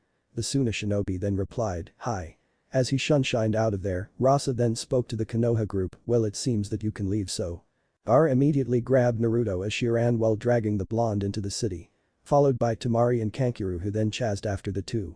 Nico then said, Hokage-sama may we Sarutobi then said, you all may do. The four Anbu then said, hi.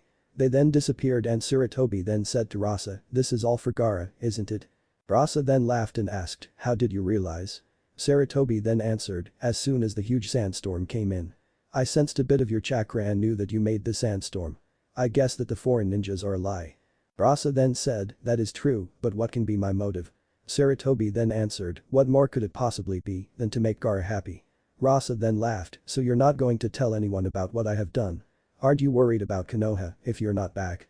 Sarutobi then said, you can say I am doing this for Naruto. Rasa then asked, why? Sarutobi explained, you see that boy has a similar past like Gaara. Rasa was going to speak, but Sarutobi got there first, I know he looks too happy, but the boy has a mask that can even fool our torture specialist, Ibiki-san. Anyway I have also been a lousy guardian to Naruto and got him beat up and tortured by mobs of crowds for 8 years. Sarutobi continued, I did everything I could, but it still wasn't enough. So the least I can do for him is for him to have at least a happy moment in Suna. Rasa then said, well let's get to my office. I'm offering sake. Sarutobi then nodded as the two cages walked towards the city. It feels like I was here forever. But you're really going to leave, aren't you? Yeah, it looks like the old guys won't leave Gigi alone. So we have to leave tomorrow then that means you're going to leave me and I will be alone again. Hey. What are you talking about? You have Rasa-san, Temari-chan, Kankuro, Mitsuri is also kind. I will keep on sending letters every week just to make you sure. I told you didn't I will never leave you alone, Gaara. I know you won't and you're right. I won't be alone. That's all thanks to you, Naruto. Thank you again. Gaara smiled as the blonde placed his trademark grin, you don't have to thank me, Gaara. Just keep on answering my letters, Dadabeo. Gaara just nodded and the two just simply went back inside the house. 2 years later. The now 10-year-old Naruto was just sitting on top of the fourth's head and just admiring the sunset, man it's been already 2 years and a lot of things have happened. Kurama then said, that is true, kid. How have things been with your kid? Naruto then said, wait. I thought you can see everything I see. Kurama answered, I don't like to see everything in your life and it bores me. What happened to the letters? You haven't been doing them every week like you used to do. Naruto then thought about it, oh yeah. She told me that she was annoyed answering this all the time, so just do it a few times. So I followed what she said. Kurama just smiled, whipped. Naruto then shouted, what did you say? Kurama then said, nothing kid. Anyway weren't you supposed to go to your Gigi about training? Naruto then said, oh yeah. He then started running to where Sarutobi was. Sarutobi was merely smoking and enjoying the new Icha book that his student have made. It seems that this looks like another fantasy of him and Tsune-chan. Ha. At least the scenes are still good. What are you reading, Gigi? The Hokage then jumped out of his seat and saw from his window the smiling blonde, Kami. First it's Jiraiya, then Minato, then Kakashi and now Naruto. Maybe I should have that window locked for the next Hokage. Not gonna happen. So what are you reading? Is it a good book? Sarutobi then gave the book to Naruto whose eyes immediately bulged and his face was full of angry tics, I hate this book. Kurama then told the kid, I don't think it's bad. So just open the book and let me read it. Naruto then shouted, shut up Kurama. He then looked at Gigi and said, are you talking to Kurama, Naruto-kun? The blonde then scratched the back of his head and smiled, sorry Gigi. The fox is a bit of a pervert. Kurama then said, annoying brat Naruto retorted, perverted fox. Loud ass midget. Sundeer Hardy. Baka why did you call me an idiot, why did you call me fox? Because you are. Does that mean you are an idiot? Yes. Kurama was holding his laugh, damn it. Kurama then laughed his ass off and Naruto said, I hate you. He then went back to the real world and saw Gigi looking at him, sorry, Gigi, I was talking to Kurama again. Sarutobi said, okay, Naruto. So why are you here in the first place? Naruto then said, well I'm sort of here for my training. Sarutobi then said, oh then are you really serious about training? The boy nodded. Yeah, I mean Kurama won't shut up about being humiliated that his warden is weak, so he wants me to train more and we need a training ground so that people won't interrupt us. Tsurutobi then said, Let me think. He then looked at the training grounds available, maybe training ground 36, and my own creation. Tsurutobi then described, it's a very large training ground and no one uses it. It's a verifist forest, but there are streams, rivers and a waterfall. There is a field in the center and that's all there is to the place. What do you think? The blonde then went inside the room and started jumping around. That is awesome. I'm going there right now. He was about to go out the window. Naruto-kun, the training ground is near the Namikaze mansion. The blonde then said, Namikaze mansion. Got it. He then left as the Hokage sat down. Well, he deserves that place anyways because it is. I always wonder, am I really doing a good job to your son, Minato? The secretary then came in and said, here is some more paperwork. She then placed more paperwork for the old Hokage to deal with. He then said, seriously, this will be the death of me. If only I can learn the secret that Minato always bragged about. If only I can clone. He then started banging his head and his secretary who was worried, are you okay? He then stopped and then used the clone seal, I'm sorry, please anyone tell me how to describe the Kage Bunshin technique seal in words to create 2 shadow clones. He then said to the 2 clones, I want you 2 to do the work. The 2 clones then started doing the paperwork and the secretary left because she didn't want to ask any questions. The old Hokage sat back and enjoyed the view of Konoha. Thank you, Minato. Naruto had just arrived at the training ground and saw the vast forest. It is a huge training ground and he then looked at the Namikaze mansion. It is near the Namikaze mansion, or is it in the mansion? Whatever. The blonde just decided to enter the forest and look around. The whole training ground was just beautiful in that there was nature all around him. It almost looked like the mindscape that he gave to Kurama. He also found a stream and noticed there was some cut down trees and it sounded like someone was fighting. He then looked at a field where all of the surrounding trees were cut. He then hid as he saw what looked like a girl and a boy fighting each other. He then got closer and he noticed that the boy and the girl both had white hair. They both then stopped fighting and immediately looked at where Naruto was. The girl nodded as the boy sends a punch to where Naruto was. The blonde was amazed to see the cracks in the air as a shockwave hit Naruto, which caused him to be pushed back, it's so strong. He then noticed after the shockwave was gone was that he was in the center of the training ground, which is the field. Who was that guy and what did he do? He literally punched the air and landed me here. He then noticed something sharp on his throat, that's a kunai. Shit. He then looked at who had the kunai and it was the white-haired girl, and she looks like Rinka Urashiba from Tokyo Spanish Pesetas. Great, and why are you here? Naruto, who was sweating bullets because he thought he was going to die, he was on the verge to tears until a loud male voice echoed throughout the field, Hanako, stop. The white-haired girl then let go of her kunai and out came from the forest was a white-haired guy who was really muscular, had scars on his chest and had a black bandana with a white mustache, and he looks like Whitebeard from One Piece but younger, way younger. Don't you think you're being tough on this kid? The girl then replied, this boy isn't allowed to be here and if this boy does say that we are here, we will be forced to leave, Nai-san. Naruto was shocked, wait, these guys are brother and sister. Naruto then stuttered, how old are you? The guy then said, well, I'm around 13 and Amato who is going to kill you is around 12.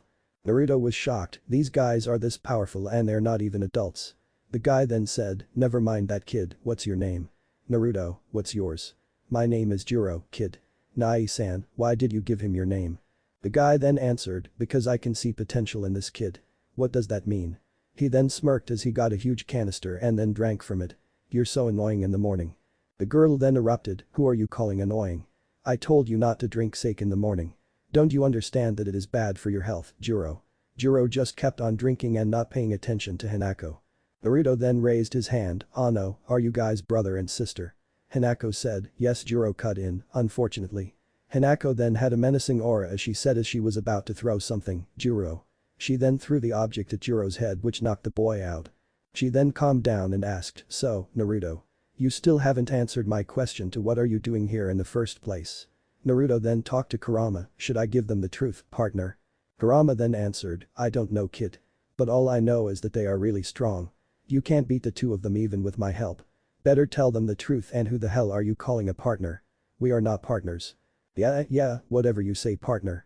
The voice then cut off Naruto's thoughts. Oi, Naruto. You spaced out. Naruto then scratched the back of his head, sorry. I was thinking of something. Anyways, I was here for training. Hanako didn't believe it, I don't believe you. A kid like you doesn't train to be a ninja. Juro, who just woke up, murmured, hypocrite. She then threw the same pipe and hit Juro again in the head. Where the hell do you get these pipes? Hanako then shouted, what the hell did you call me? The two of them were really close and were having a staring contest with sparks flying, and all the while Naruto was just laughing and rolling on the ground as he held his sides. They stopped their contest as they looked at the blonde. Quit laughing, brat.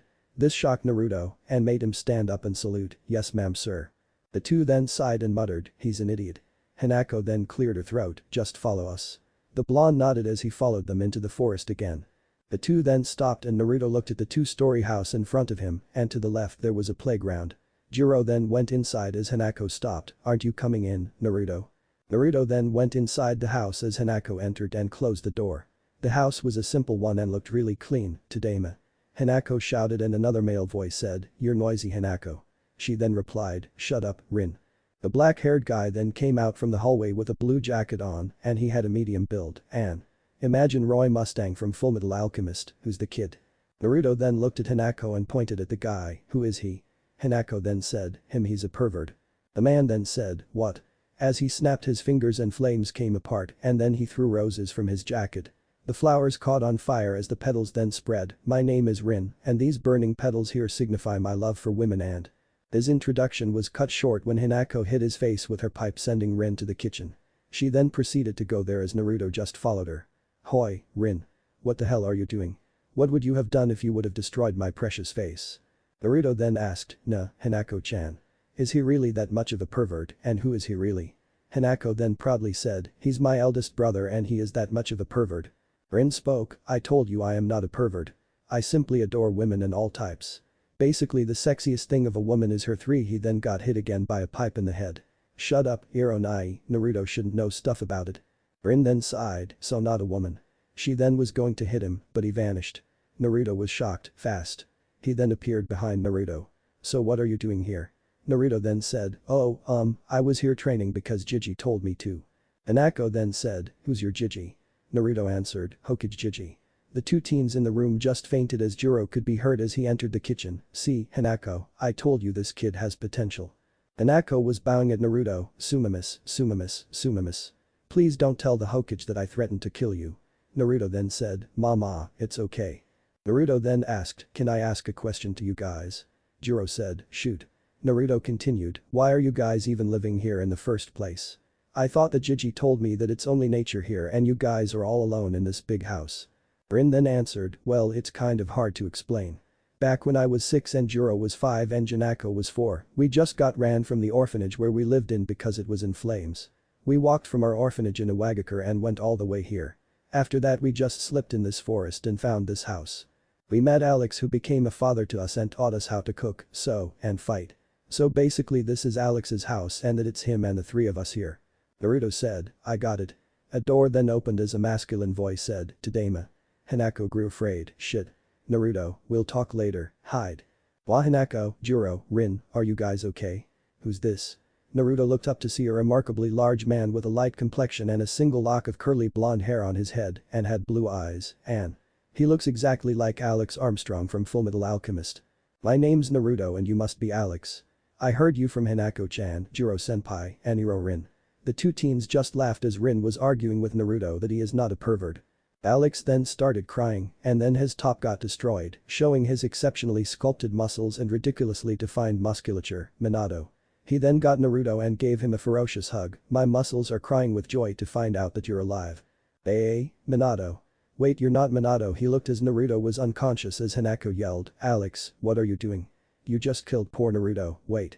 Naruto as in. Naruto then came back, huh? What happened? This shocked Hanako and Rin, he survived Alex's muscle hug. He's only 10. Alex then bowed in front of Naruto and screamed out, Bakama. This caused Hanako and Rin to be brain dead as Juro just laughed, things will be a lot more fun with this kid around. Naruto then said, he. He then continued, hoi, who is Minato and what are you talking about Bakama? Tell me. Alex then stood up, you weren't told by Sarutobi-san. Naruto then said, about what? Alex then left in a cloud of dust as he then came back still topless and had a sparkle in his eyes, but his fists had steel gauntlets, kids, it's time to meet Hokage-sama. They all said, what? He then turned to Naruto, you have to also be with us. Naruto just nodded as all of them left the house to go to Sarutobi's place. Sarutobi had this bad feeling, something bad is going to happen, he then heard his secretary yelling, "You can't go in there." "Oh, hi Naruto-kun. What is this about and why is this somehow related to Naruto?"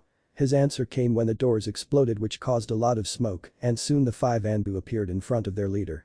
"Hokage-sama, we'll take care of the intruder. Make your escape now." Sarutobi then grimly said, "I don't think I can escape my fate." The smoke then cleared out revealing Naruto and 3 other teens as a very large man was in front. The man, remember his entrance when he fought Sloth with the explosions and sparkles. Then shouted, "Sarutobi." His entrance was big as he flexed his muscles and then arrived with a pose that had explosives and had sparkles all around him. "Why haven't you told Bakama?" Naruto just said, "So cool." Ignoring that, Sarutobi just calmly said, "Who's Bakama?" Alex then said as he pointed to Naruto, "Him. He's the son of Master Minato and Kushina-san. Why isn't he in the mansion like he was supposed to, and why doesn't he know who Minato-sama and Kushina-san is? Does he not even know his parents?" Naruto couldn't even begin with parents and Jiji knew about it. Malicious red chakra then filled Naruto as his voice changed. Jiji Naruto then shouted, "Explain." Sarutobi sighed, "It looks like I get Alex's bad mood and my deepest regret." He then spoke to Alex, "Show him to where the Namikaze mansion is. Only Naruto can open the gates as it needs his blood to unlock the seal. Afterwards have Naruto find whatever he needs because all the answers are there." He then went to Naruto who was still in his Kyuubi aura. He then patted his head, "I'm sorry Naruto-kun. You'll understand why I couldn't give you the name of your parents and their wills for you." Alex then got Naruto, "Come on Bakama, we will get to where your parents live." Naruto let go of his Kyuubi chakra as he told Alex, "Just put me down Alex and lead me there." Alex then let go of Naruto and walked forward. Naruto." He then looked at Hinako as Rin and Juro were behind her. "Are you the Kyuubi?" Naruto was shocked as well as Alex as he stopped walking. Naruto just nodded as he began to tear up, "You're probably going to hate me. Just like the rest of this village." Hinako said, "What?" He then looked up as he suddenly was surprised, "You don't hate me." Hinako then said, "Why would we hate you? You're frickin' awesome." Rin then said, "It would be so cool and you look like a good kid." Juro then said, "I knew you had potential kid." Naruto was happy and then hugged Hinako as he felt accepted. He then stopped and told them, "Thanks, guys."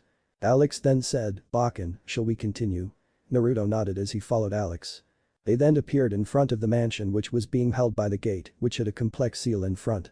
Alex then said, "I think this is time Bakken for you to place your blood on the seal." Naruto then looked at the seal and then pricked his finger and placed his blood on the seal and then the gates opened. The mansion was just huge and beautiful and looks like Naruto's mansion from the story of Council's Folly by Agamemnon. Please don't take this story from me and your description of the Namikaze mansion is a masterpiece. And that the training ground that Jiji gave him was connected to the mansion. Alex then said, "Let us go inside, Bakama." Alex then opened the doors and it was a very huge space with a second floor and access to the garden out the back with many rooms and what was more surprisingly was there was no dust or even dirt. Naruto asked, "How?" Alex then said, "You see Bakama, Kushina-san or your mother is a very neat freak, so this is a low cleaning jutsu that allows the house to never get touched by any dirt." Naruto then looked up and saw the picture of the Yondaime Hokage and a red-haired woman who was very beautiful, smiling as he was touching the woman's belly who was pregnant. The tears just started flowing and Naruto just went down and cried. Hinako then asked, Alex, is that woman in the picture Naruto's mom?" Alex nodded, "She is the one who fell in love with Minato-sama and is the mother of Naruto-san." Naruto still was crying and then he was interrupted, "Get up, you coward." Naruto stopped as Juro's yelling echoed throughout the room. "Juro-kun. Shut up Alex." Juro then grabbed Naruto by his clothes and pulled him so that they were face to face despite Alex's and Hanako's protests. "Hey, Gaki, are you a coward?" Naruto was shocked and couldn't answer. Juro baka. "Why are you doing this to Naruto now? Shut up Hanako. Just understand what I am doing." "I don't understand you boy." Naruto had stopped crying, "To think a kid with your potential to be like this after seeing your dead parents smile is just a sad joke." "Oh, boo-woo, mommy and daddy's dead. Big deal." He then continued, "Look at Alex. When your daddy died, Alex was forced to leave and live by himself for a long time in the forest. How about us? We had a hard life like you. We never knew our parents and we lived in an orphanage until we were 5 until it burned down and had to survive on our own." He then dropped Naruto down as Hinako caught him. "I don't think you should cry and actually be happy that you met your family." He then left as Hinako then got angry, "Juro baka. What the hell is he doing? He shouldn't have done that to Naruto." Naruto had just left Hanako's arms. He didn't even say a word as he proceeded to go up the stairs and the blonde was gone to explore the house. Rin then said, "Baka." Hinako then gained an angry tick as she started to chase Rin outside. "I'm gonna kill you." Alex then sighed, "At least this isn't a boring family." Naruto was on the second floor and he then stopped walking as the room to his left was a nursery that was untouched and then he just kept on walking without shedding a tear. He then saw the master bedroom and there was a closet that was very huge. Naruto went inside the room and opened the closet which contents fell and Naruto saw that they were all scrolls. He then looked back to the closet and inside were two envelopes. He grabbed both and they had the words to Naruto on the envelopes. He decided to open one and revealed a long piece of paper. "Dear Naruto. If you're wondering why I am writing this letter, it is that the Kyuubi is right on the village's doorstep and that my duty is to protect it. This is also I sense a last will as I don't know if either me or your mother will live from the ceiling, but know that everything that me and Kushina own is all yours, son. I am sorry if you may encounter the hatred from the villagers after the sealing. I never meant for you to be the one to be sealed and your mother gave me an earful of that, but the reason is because I believe in you. If you hate me at this point then I won't be so surprised. I am also sorry if the life that you will live is a painful one. I did not mean for this to happen and I have no excuse for what I have done, so I just hope that you are still safe. Last thing, whatever path you are in, whether good or bad. Just know that your mother and I love you very much and wish to see you. Goodbye, son. Minato Namikaze. P.S.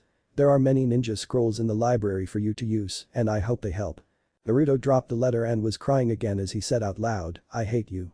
And then started punching the floor, but he then cracked a smile, "At least I know mom and dad loved me. Have to read the other one then." He then opened the other envelope and also a long letter came out. "Naruto-kun. I am very sorry that you are going to have to deal with what is going to happen next. Your father who is a big idiot decided to use you to be the next Jinchuriki of the Kyuubi. I know that the road is very dangerous and there is a chance that we may not make it. But I just wish that I was there for the rest of your life. I wish I could have seen you walk for the first time, talk your very first word, go to the academy, probably become a ninja that your father wants you to be. Have your first birthday, see you get a girl and try to prepare yourself for a date. I want to stay with you longer and it's really painful to know that I'm only going to see you for a short time. I want you to eat a lot, sleep a lot and also try to study in the academy. I know if you got my habits then it's going to be hard for you. I also want you to have many friends, girlfriends, wives and grandbabies with grandbabies.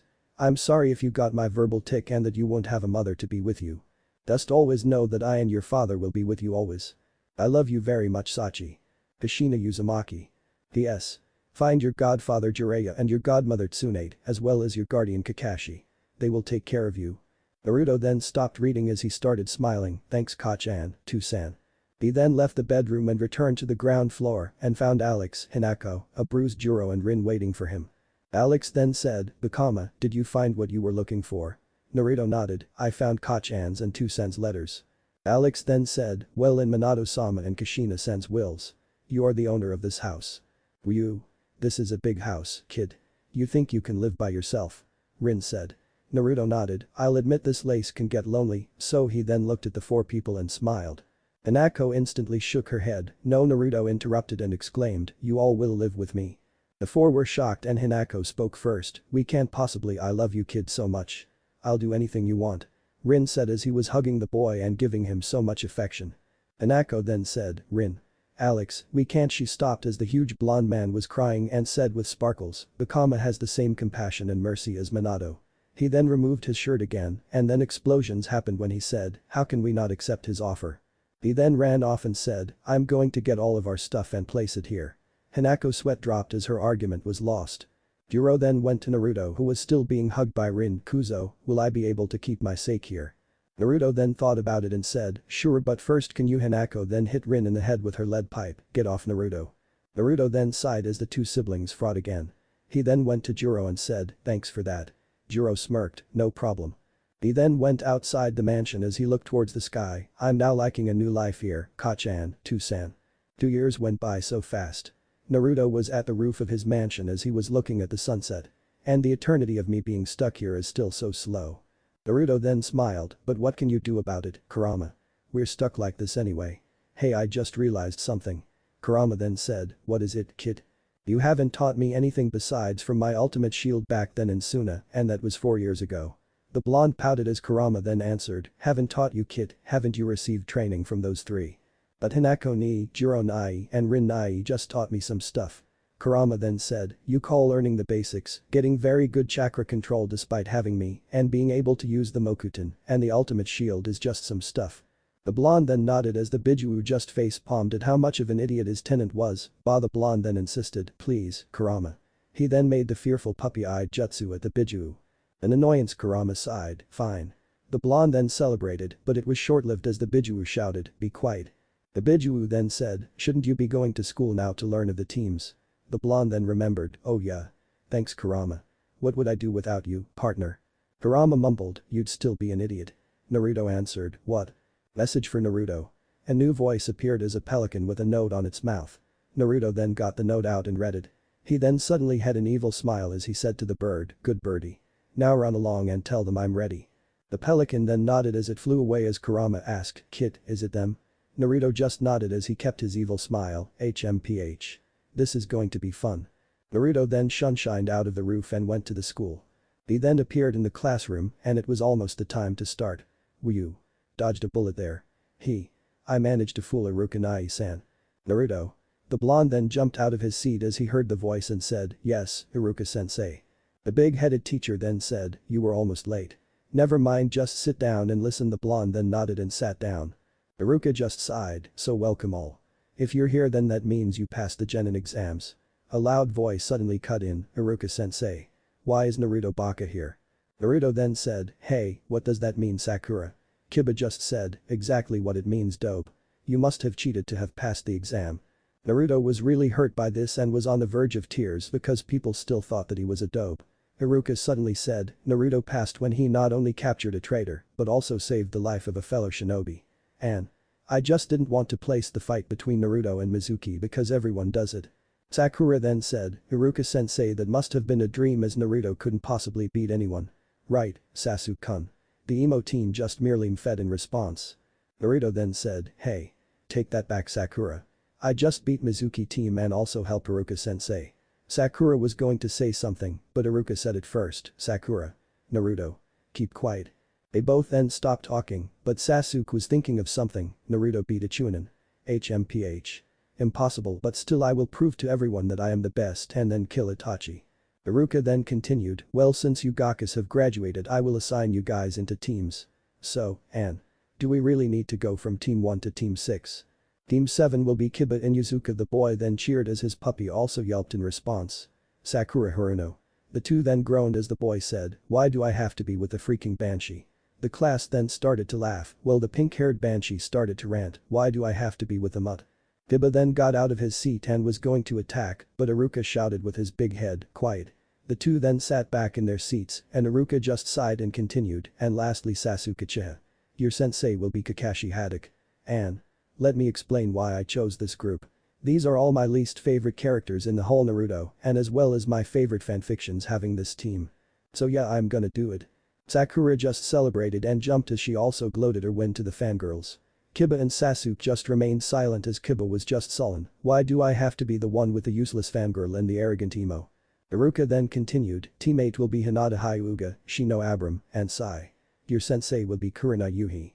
There was no emotion that was seen from the two and all for Hinata. Naruto, Hinata looked crushed as her crush was not in the same team as she was. Naruto was wondering, Hinata looks devastated and that must be the kid who Jiji saved from that bandaged guy's organization. He doesn't seem that threatening, but he was trained by that bandaged guy and I have to be prepared on what his plans are. Team 9 will be Shikamaru Nara, Choji Akamichi and Ino Yamanaka. Your sensei will be Asuma Sarutobi. Choji just celebrated and Shikamaru just sighed, great I'm with Ino again. Ino just sighed as well, well at least I'm not in a bad team. Sakura then said, sensei. Iruka then looked at Sakura, Naruto is in a special team. Kiba then hollered, the dope needs special help. The classroom except for a few laughed at Naruto and the blonde almost exploded even with Kurama's words, kid. Don't you dare. The whole classroom then stopped when a giant ship that looked like a whale, picture the Moby ship in one piece. Crash into the school and create a huge hole. Kurama stopped and said, Kit, you don't think Naruto then said as he smiled, they're back. A huge dust cloud filled the classroom as Iruka was in front of the students, run. I'll stall them for as long as I can. The civilians ran away leaving the ones who had actual shinobi powers. Sasuke was grinning, I can finally test my powers. Meanwhile Naruto was just waiting for them to come up. The dust settled as Iruka just had his jaw drop off. Standing in front of him were 3 people, but he could sense that he wouldn't stand a chance against one of them. These guys are dangerous. The remaining students felt dread except Naruto, who was all giddy. Then there stood a man in front who was about 8 feet tall, had a white cape with numerous scars on his body, and he had a crescent white-haired mustache and a kwandao in his hand, and picture an older version of Whitebeard from the last chapter about looking like he's in the mid-20s. The guy to the left of him was very handsome with a rose in his hand, and picture Roy Mustang and Fullmetal Alchemist Brotherhood. Lastly, the girl to the right of him was beautiful as well, and her hair was black with white tips, and picture Hinako and Tokyo Spanish pesetas. Everything was silent until a giant fireball headed at their direction, and an Uchiha who was smiling, "If I can beat all 3 of them, then I can beat Itachi." The 8-foot-tall man then started walking to the approaching fireball, leaving the class along with Iruka-sensei shocked except Naruto, who was still happy, and Sasuke, who was celebrating in his mind. "Yes. I have finally won against the dope and Itachi." The behemoth of a man removed his cape and then ran into the fireball, which caused Sasuke to celebrate, but was cut short when he was in front of the Uchiha. Sasuke was shocked to see that this guy had no damage or didn't even smell like smoke or fire. Jiro, the tall man, then looked at his companion. "Don't kill the boy. Just give it a little tap." He then sighed. Hi, Hinako. Don't worry about it." Jiro then released a tiny bit of his killing intent that caused the Uchiha to whimper and wet his pants. He then gave a tap of the fist to Sasuke, which caused the Uchiha to crash into several walls of the academy and become unconscious. After that, the whole room became silent. Even Sakura and Ino were crying quietly. They would have let their tears out, but because of these 3 intruders, it was impossible as they were both overcome by fear. Suddenly a loud burst of laughter as the whole class looked at Naruto, who was crying and laughing. Sakura was going to yell at him, but an unknown male voice then said, "What are you laughing at, Naruto?" As suddenly Naruto was engulfed in flames, and the whole class again was shocked and then looked at the source. It was the other man who had his arm extended and his fingers in a snapping position. Hinako then sighed. Bakashi then hit the guy in the head with a lead pipe. The guy then had a bump in his face and then said with tears in his eyes, "What did you do that for, Hinako?" She then said, "Urusei, why did you do that to Naruto?" The man then replied, "Anyways, why would you even hurt your big brother like this?" Hinako then said, "I would be ashamed of myself to call you a big brother." Suddenly, "Oi, Rin-nai-chan, would you do that?" Everyone then looked at Naruto, who only had minor wounds and a few burns. "Do you know how fast your flames are? Almost became grilled meat." The class was shocked as Naruto was a little bit injured by a shinobi who is as strong as the one that launched Sasuke into several rooms with a little punch. Iruka then suddenly remembered, "Wait a minute. Those names are very familiar to me." He then came out from his train of thought and said, "Wait, you're the sensei for Naruto." Every genin except Naruto said, "Nani?" Naruto sheepishly scratched the back of his head as Iruka continued while looking at his list. "Let's see here. Here it is. Team 17 will be only Naruto Uzumaki, and your sensei will be Rin Armstrong, Jiro Armstrong and Hinako Armstrong, and the reason why their names are Armstrong at the end because they decided on Alex being their guardian." Everyone was mumbling on how Naruto was able to have not 1, not 2, but 3 powerful senseis. Suddenly, "Captain." The class then looked and saw what appeared to be many men on the whale ship. Jiro then said, "Mina. How are you all?" The crew then answered at the same time, "We're fine, Captain." Naruto was amazed. Jiro Nai-chan, how many friends do you have in that big ship?" Jiro then said, "Well Kuzo, firstly they're like family to me." Naruto then excitedly said, "So they're new family." Naruto then said to the crew, "Oh hey." One of the crew members asked, "Taichu, who is this?" Jiro replied, "This is my little brother, Naruto." All of the crew members then said, "Oh hey." Bukama. Naruto then scratched the back of his head, "Guys, stop. I already have Alex calling me that and I don't need someone else." Hinako then asked, "So how is Alex?" Naruto then said, "He's doing fine and he said that when you guys come back he'll do a special dance for you guys." The 3 siblings then sweat dropped as Naruto continued, "How many are you guys?" Jiro then answered, "Well, this my main ship, so there's about 10,000 in that ship." Naruto then said, "Sugoi. Jiro Nai-chan." Jiro continued, "But Naruto, I have 10 other main ships that contain the same number with another 100 smaller ships with about a 1,000 crewmates there. So I have about 1,000,000 in my crew." Naruto just jumped up and down, "That is so amazing, Jiro Nai-chan. How did you get that many family members?" Rin answered, "Well, you see Naruto, when we were away for 2 years we happened to find another huge land far away from here and then Jiro just beat everyone there and the ones he chose were the strongest from that place or anyone who wanted to join us." Naruto then said, "That's amazing, you guys. The three siblings started laughing, but it stopped when the other senseis and the Hokage arrived at the scene. Everyone bowed except the siblings, Crew and Naruto. The gen in class with Iruka said, Hokage-sama. While Naruto with the three siblings said, Jiji. Sarutobi smiled, well Naruto, you have the name as the most surprising shinobi, so I am not surprised that you brought back these three and a whole lot of people with you. Hinako then said, we're back, Jiji. Sarutobi then replied, it's really good to see you Hinako, Rin and Juro. Alex is worried sick about you three. The three then thought the same thing, we know. Juro then approached Sarutobi and said, Jiji, the Whitebeard army will protect Konoha from anything that will harm it. He then extended his hand out and Sarutobi shaked it, I honor this agreement Juro for the betterment of Konoha. Sakura then asked, Hokage-sama, who are these people? Sarutobi smiled and answered, these are Juro, Rin and Hinako Armstrong. They are S-rank shinobi. They hail from Iwagakure, but left to go here to Konoha. They are being taken care of one of the powerful shinobi we have who is Alex Armstrong. Also they are Naruto's adoptive siblings. A ship then arrived at the training grounds of Naruto's house, and it is at the back of the house. Juro then grabbed Naruto and threw him onto the ship, hey, what was that for? Juro merely ignored the blonde and the siblings left with the ship and went to Naruto's house. The whole crew arrived at Naruto's house as the three siblings then jumped off the ship with Naruto, and then Juro yelled, oi, you guys get off the ship. We're staying here in the meantime. The whole crew simultaneously nodded and instantly was there at the training grounds. Suddenly the worst fear of the siblings arrived with a loud voice. Rin-chan. Hinako-chan. Juro-chan. A muscular man appeared right in front of the siblings and hugged them tightly. How is he able to hug all of them including Juro? Naruto shrugged his shoulders, I don't know Kyuubi. I've learned not to question Alex about his strength. Alex then let go of the three as they then collapsed due to not being able to breathe. Why didn't you tell me that you were coming? They all stood up and began to stretch, and Hinako spoke, we wanted to surprise you. Alex then removed his shirt and did his regular pose, that is so thoughtful of you. I knew you were on the rightful path when I raised you. I am so Hinako then raised her hand, hi, we get it Alex. We also miss you. Alex then looked at the ship and the crewmates of Juro and asked him, Juro, I see that in your travels you have gained a lot of comrades and a beautiful ship. He then asked Juro's comrades, may I ask on who are the strongest?